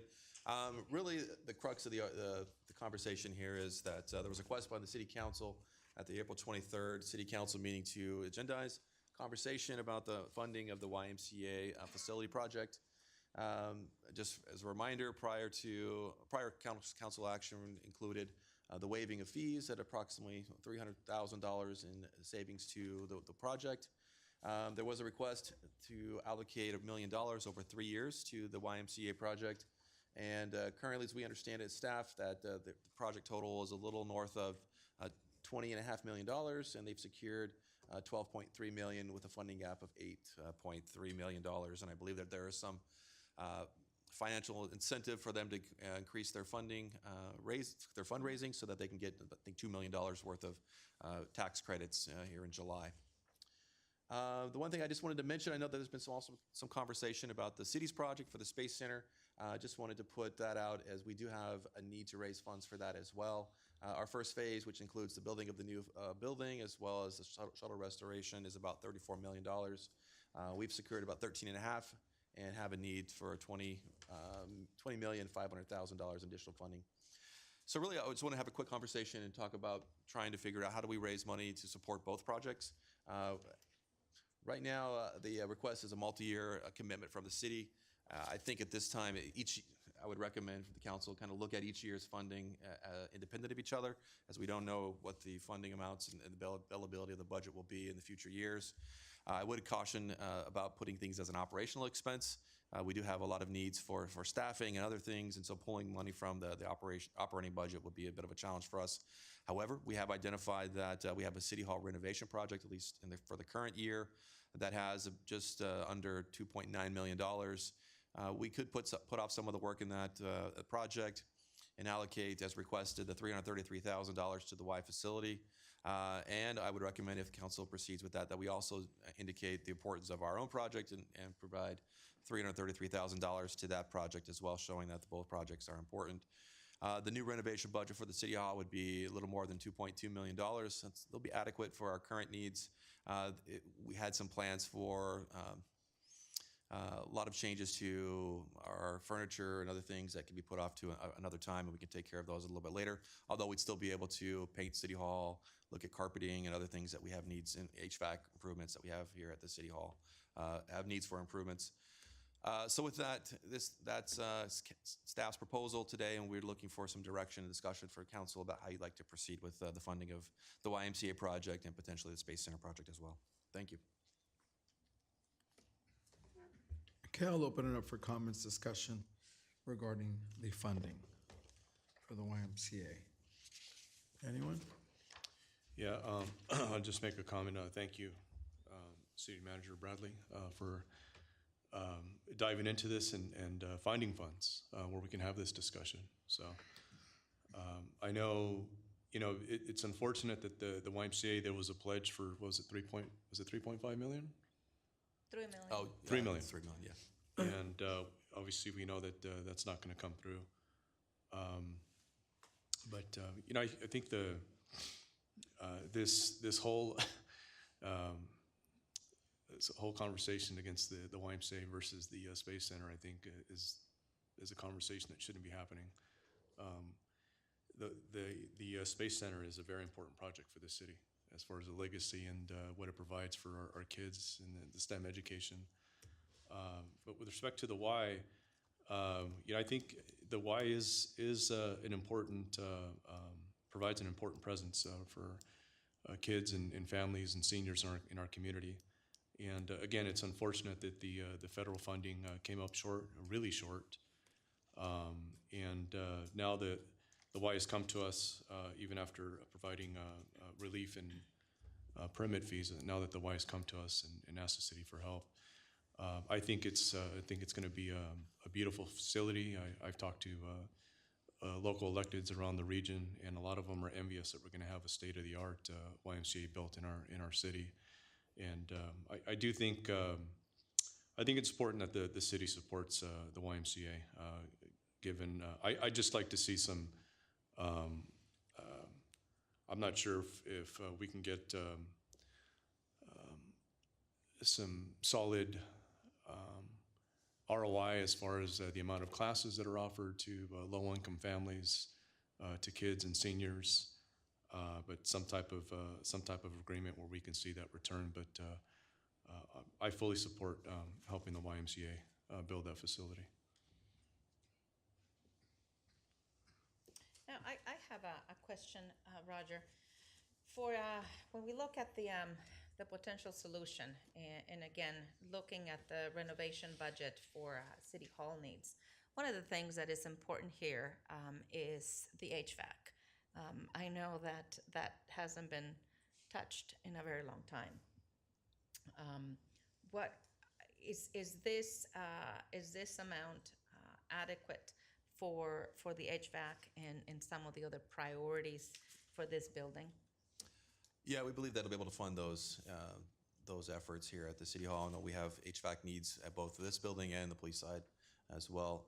Primarily, what we're going to be looking at is deferring some of the furniture replacements here at City Hall, which technically, if you look at our facility, there is some need there, but it's not quite as extensive to replace everything right now.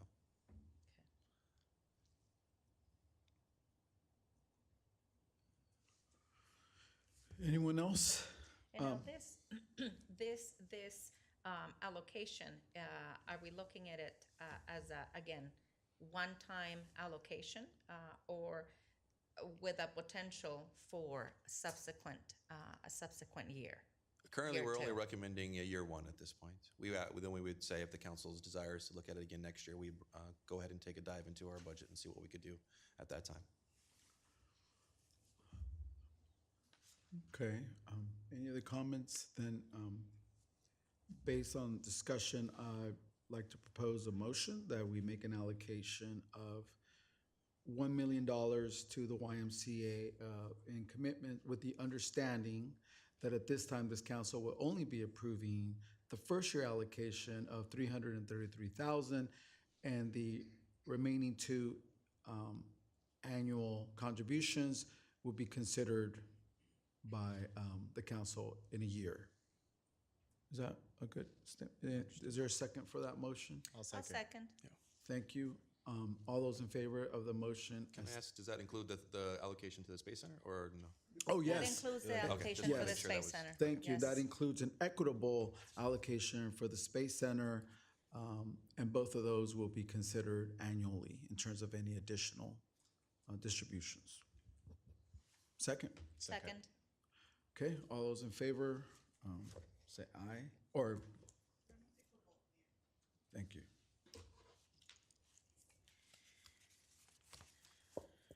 Councilmember Frometa, Yes. Councilmember Ortiz, Yes. Councilmember Pemberton. Oh, I'm sorry, she's abstaining from the item.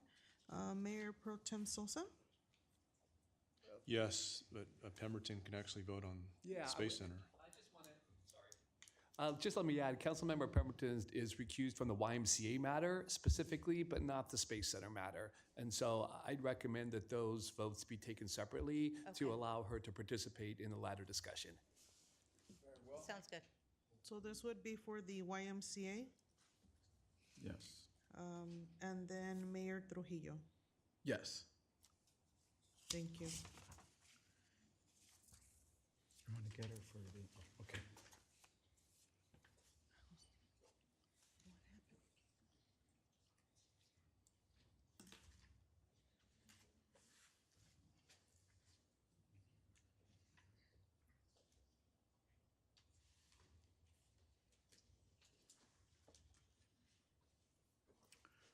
So Councilwoman Pemberton, welcome back.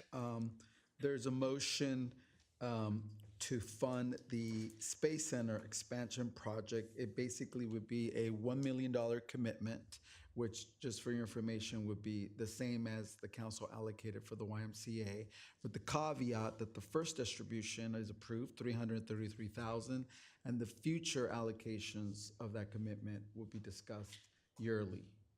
That's the motion. There's a second. All those in favor, City Clerk Duarte, if you could take the vote as to the Yes. Space Center. Councilmember Frometa, Yes. Councilmember Ortiz. Yes. Councilmember Pemberton, Yes. Mayor Pro Tem Sosa, Yes. and Mayor Trujillo. Yes. The motion is approved unanimously. All right, we'll go on to the next item. We'll have a quick conversation about our Downey discussion. Did you want anything about the new renovation budget? Do you need me to address that or no? No, we're good. Thank you. Just quickly, I wanted to go through and talk a little bit about what we've been doing as part of our strategic planning process before we get into that item. In particular, really as part of this year's strategic planning process, as well as budget development, we've been engaging the community to discuss, what the priorities of the community are, and really to figure out how we might be able to structure our budget and our needs and our staffing to make sure that it reflects the needs of the community.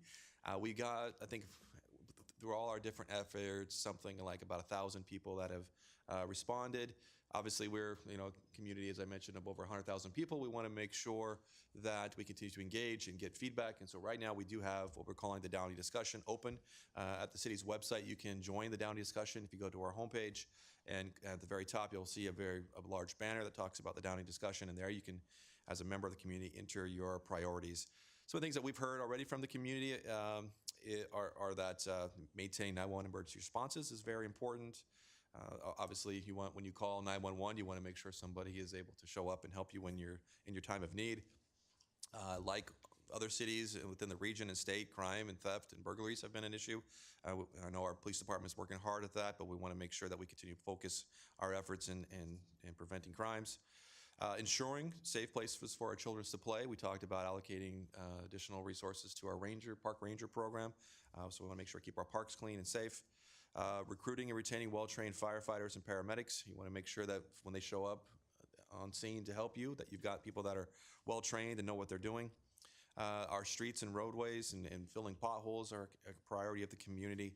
And then lastly, making sure that we retain and attract local business so that there is a multiplicity of options for folks to explore, as well as looking at different types of businesses, not just retail, but again, corporate and other types of jobs that might be available here within the city.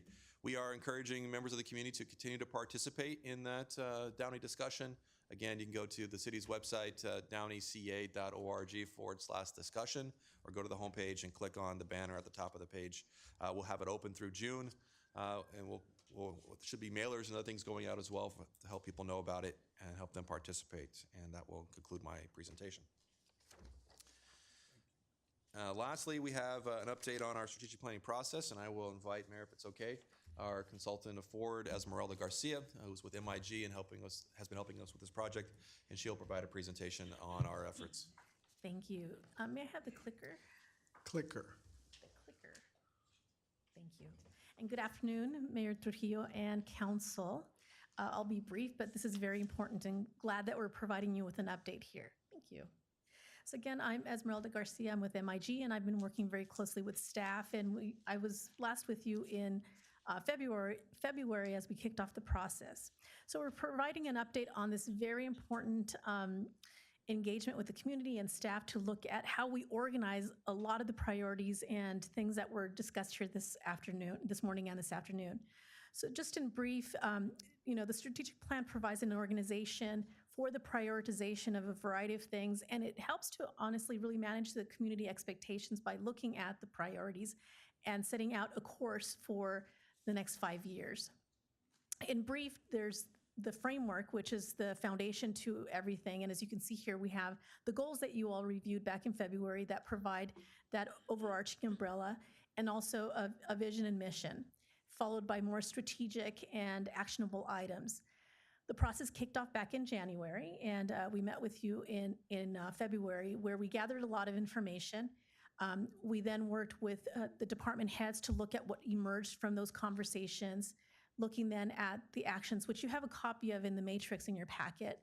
And then we're looking at coming back to you with a final strategic plan, and then continuing with updates with you where staff will come back to you, not just only during the when you review the fiscal priorities, but also throughout the year so you can track your progress. The major or the primary tool that we use to gather information is a questionnaire, and it was tailored for staff also. A number of questions were asked through that, and we gleaned information. We pushed out and informed the community about this, where we had over 5,000 emails that were blasted from city and other partners. We had conversations and let people know during meetings. There were flyers and posters that were available here at City Hall and other locations. How many emails, Esmeralda? Over 5,000. And that was across different platforms, with the city doing some of those, library, parks, and others as well. We also had tabling events where we went to numerous activities, and you can see this is a list of the 4 that we went to, where we engaged over 620 residents at these events and through the questionnaire. Just some pictures here of the Thursday night events and other, the bunny patch that we went to, as well as we engaged with folks where they shared with us their priorities and their vision for the future. So this is a very distilled list of the key themes, and as you can see here, they cross over into some of what Roger mentioned too, that people really appreciate the small town feel. The community is very centered and connected with neighbors and their networks with churches and schools. It's very safe and attractive. People love the neighborhoods. The culture here that embraces ethnicity and people of all ages. And the diverse groups, again, that it cuts across small young families, maybe people who are in multi-generational homes, again, maybe people who live with their grandparents, and people engaging in spaces and celebrating the history, which they mentioned space and science, but also the mid-century homes that are really prominent in the community, and the amenities, that they love those. Do want to mention that in the questionnaire, we did focus on 3 topic areas, which were safety, amenities, and also infrastructure and what related to that. People did raise a lot of issues, opportunities, and we have a draft community vision and values. And just want to point out that these questions centered around their core principles, the attributes and the beliefs that are shared by the community. So we'll be, revising this and putting it in the plan that you will get in October. But clearly here, this provides you with a little bit more information that was shared in the themes that I had up here previously. But there's a strong sense of community. They really enjoy and embrace the spaces that are throughout the community. They're really supportive of looking at diverse offerings in terms of commercial, retail, but also restaurants and more activities for everyone in the community. In terms of the feedback that we heard from you all, you could see how this overlaps too, very community-oriented, the history, the culture, that in the future that the economy is vibrant with retaining local businesses, but also looking to the future, and also ensuring that the community amenities align with the needs and the desires of the community. Neighborhoods, again, very important, and that there's diversity in the offerings that are provided to the community. And of course, that the city remains safe for all. In terms of the plan, just want to touch back to the framework and how this is the organization. Just want to touch on the strategic priorities and the actions. In your packet, you have a chart that's several pages long. And that really encompasses the how city staff is going to implement the things that were shared by the community and you all that are important to you, and look at the vision. So these are organized into your goal area. So the first is fiscal responsibility, and you have this in your packet. I know that it's lunchtime and this is very important, so I'm not going to read these, but just gently touch on how these have emerged. So these are the strategies, and these, as you can see, encapsulate the things that you've shared that are important, as well as the community. So ensuring that there are policies and procedures in place that you ensure that you stay fiscally sound, that you're looking at staff capacity so that you're able to deliver and ensure that you're fiscally sound as well. And then also looking at cross-training opportunities so that you can retain quality staff. Efficiency and adaptability. Again, here looking at the organization, making sure that you're able to implement so that you're delivering on what the community's expectations are. So just in brief, these actions are in your matrix, and there's 99 total in there. And when we go back to staff based on anything else that we heard here today, we will revise and make sure that we're in alignment with everything that you have shared. These are the ones that we're highlighting that were that emerged from everything that you shared and the community as well. So these are focused, again, in the goal area. So in terms of efficiency and adaptability, just looking at coordination around code enforcement, looking at staff levels across all of the departments.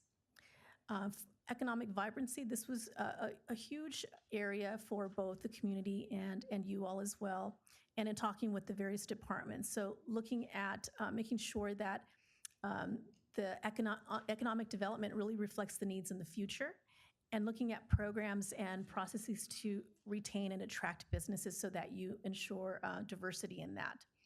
Looking at policies and other things so that you meet the community needs in the future, to look at opportunities for community development, and also ensuring that you have a town center that is vibrant and is something that attracts everyone in the community. And again, just some samplings of the actions that were identified.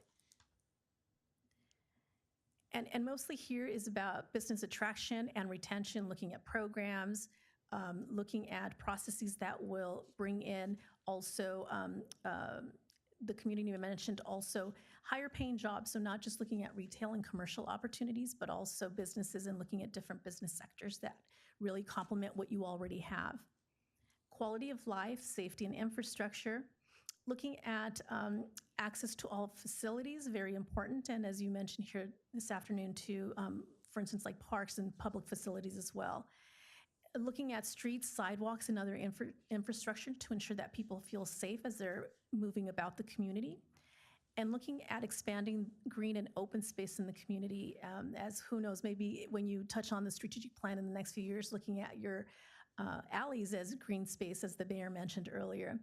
And then also looking at programming and events. That's something that came across in the questionnaire, that people really embrace all of the activities that happen in the city. So looking at more specific actions, these again support the strategies that we just mentioned here. And when you look at the matrix, they are organized by the specific strategy. So that's why you see that the numeration is not consistent or in order, because these are the ones that we pulled out that, again, that you highlighted and the community did as well. And just some more here that looks at Wilderness Park and looking at the gateways. That's something that could also promote economic development, and looking at cultural arts offerings. Public engagement, this became really important. We did include a question in the questionnaire about how people want to be communicated with.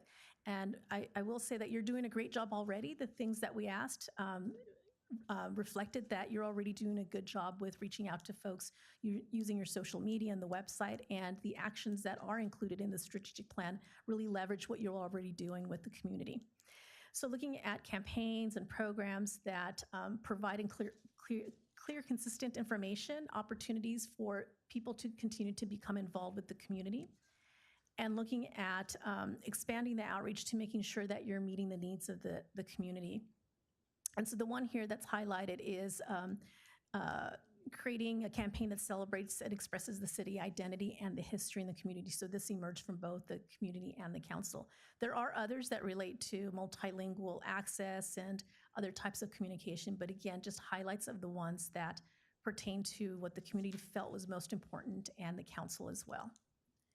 And with that, I know that was fast, but just a snapshot, and you do have the handouts. And again, we're going to come back to you in June with the final plan for your review and approval, but just some highlights and an update for you to know where we are and all the work that staff put into this and what the community said throughout the process. So thank you.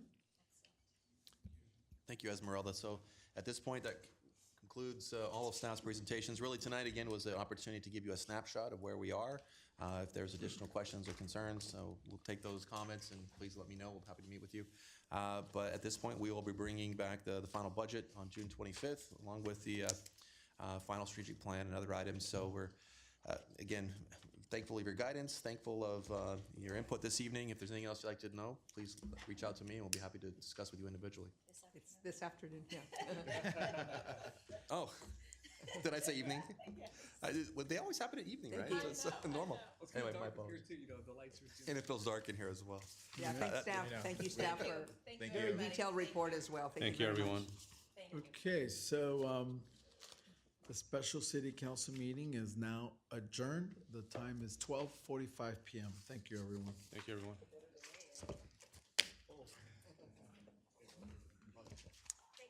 Thank you, Roger. Good job.